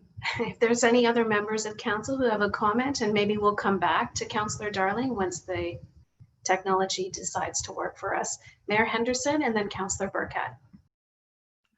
Thank you, Madam Chair. I appreciate the work of the Parks and Rec Advisory Committee as all advisory committees. But at this point, I'm anxious to see the report that's going to come forward to this council on our new CAO on October the 26th, because I think that's going to highlight some specific areas that this council will need to look at. And with that report from KPMG, I believe we then can create directives moving forward, whether that be towards CCC or any other aspect within the town of Cobourg. And therefore, I feel operation matters can go between council and staff, and then we can go certainly back to any advisory committee for advice on those matters, not the other way around. So based on that, at this point, I won't be able to support the motion as presented. Thank you, Mayor Henderson. And that's regarding this service delivery review that we're expecting in October. Sorry, who was next? Councillor Burkett, did you have a comment? Yeah, I believe most of it's already been said, but you know, as far as these kind of items go, I think we have to look at the service delivery review first, as well as I think Councillor Darling was discussing the economical spin-off from such events. It is very hard to gauge, but we also have to remember these restaurants, hotels, these kind of these businesses in the tourism sector are also taxpayers in the town of Cobourg. So we have to look at that as a basis for any kind of decision what we're doing with these kind of items. And as Councillor Darling, I believe, said as well, you know, just to allow our new CAO to get her feet wet and, you know, get active within the departments. I think those are very crucial things before we look at adding more workload to staff, as well as obviously with the departure of Director Huswick, pushing more pressure on that division at this time. Great, thank you for your comments. And just to clarify, the committee was asking council's permission just to look at concerts as major events, not major sporting events, just municipally run concerts. Deputy Mayor Seguin. Thank you, Councillor Charlie. I'm going to have to agree with my colleagues here. We've waited and anticipated a service delivery review for quite a while. I was a strong advocate of that. And I know it's very important that this service delivery review obviously looked at the CCC and looked at what is happening out there. And I think we owe it to this report coming on the October 26th. It's this month. It's just right around the corner. I think that might be the time to look at ways of reinventing Cobourg and reevaluating what we do offer our citizens. So perhaps by spring, once our new CAO has been on the job for a while and we have a replacement for Director Huswick, then perhaps the committee can reevaluate the points that were brought forward tonight. So I would rather wait until then. Okay, thank you, Deputy Mayor. Councillor Darling, I'm sorry we missed the end of your comment because you froze up briefly. Would you like to finish your statement? I'm not sure where I got cut off at. Just my computer went up and went out. It wouldn't hook back up. I guess I was into the sport tourism and how valuable that is for our community. Just stated that, you know, I have been to many an arena with my grandson during hockey, and the amount of money that each parent spends when they're out of town or involved in sport tourism. If it's a tournament out of town, there's hotel rooms, meals for usually for 3 days. So it's a huge boost to the community. And just looking at the financial revenue and the staff time put into it does not give the full picture of the benefit. And I think it can be very misleading for the public to get those figures, and which will probably be negative figures, but it doesn't take in the whole picture. So thank you for allowing me to continue. Thank you, Councillor Darling. Are there any other comments? CAO Vaughn. Thank you very much, Councillor Chorley, and to all members of council for your comments. Certainly the recommendations of any advisory committee are critical to the way we view our programs and services. I think for us to really be able to do a fulsome job and do the due diligence that these sorts of questions will require us to wait for that service review to look at any sort of operation and organizational review that will come out of the service review as well, and then line up all the other pieces like usage reports and fee recommendations, and how we're able to demonstrate the bigger picture. I know it's really hard when we look at the balance sheet with the value of recreation and culture and tourism, because it doesn't always equate to everything that all of the multiple bottom lines that come out of these programs and services. But I take everyone's comments under advisement. I'm very anxious to also get the results of this review so we can start all of the hard work, and want to ensure that we don't overtax our colleagues in the department with the director's departure. But you have my commitment that we will come back with fulsome recommendations and opportunities and ideas for the future. Great, thank you, Ms. Vaughn, for your comments. Are there any other questions or comments from members of council? I think we've heard from everyone. So I'll convey your comments back to the committee and I'll call the vote. All those in favor? Opposed? And it's defeated.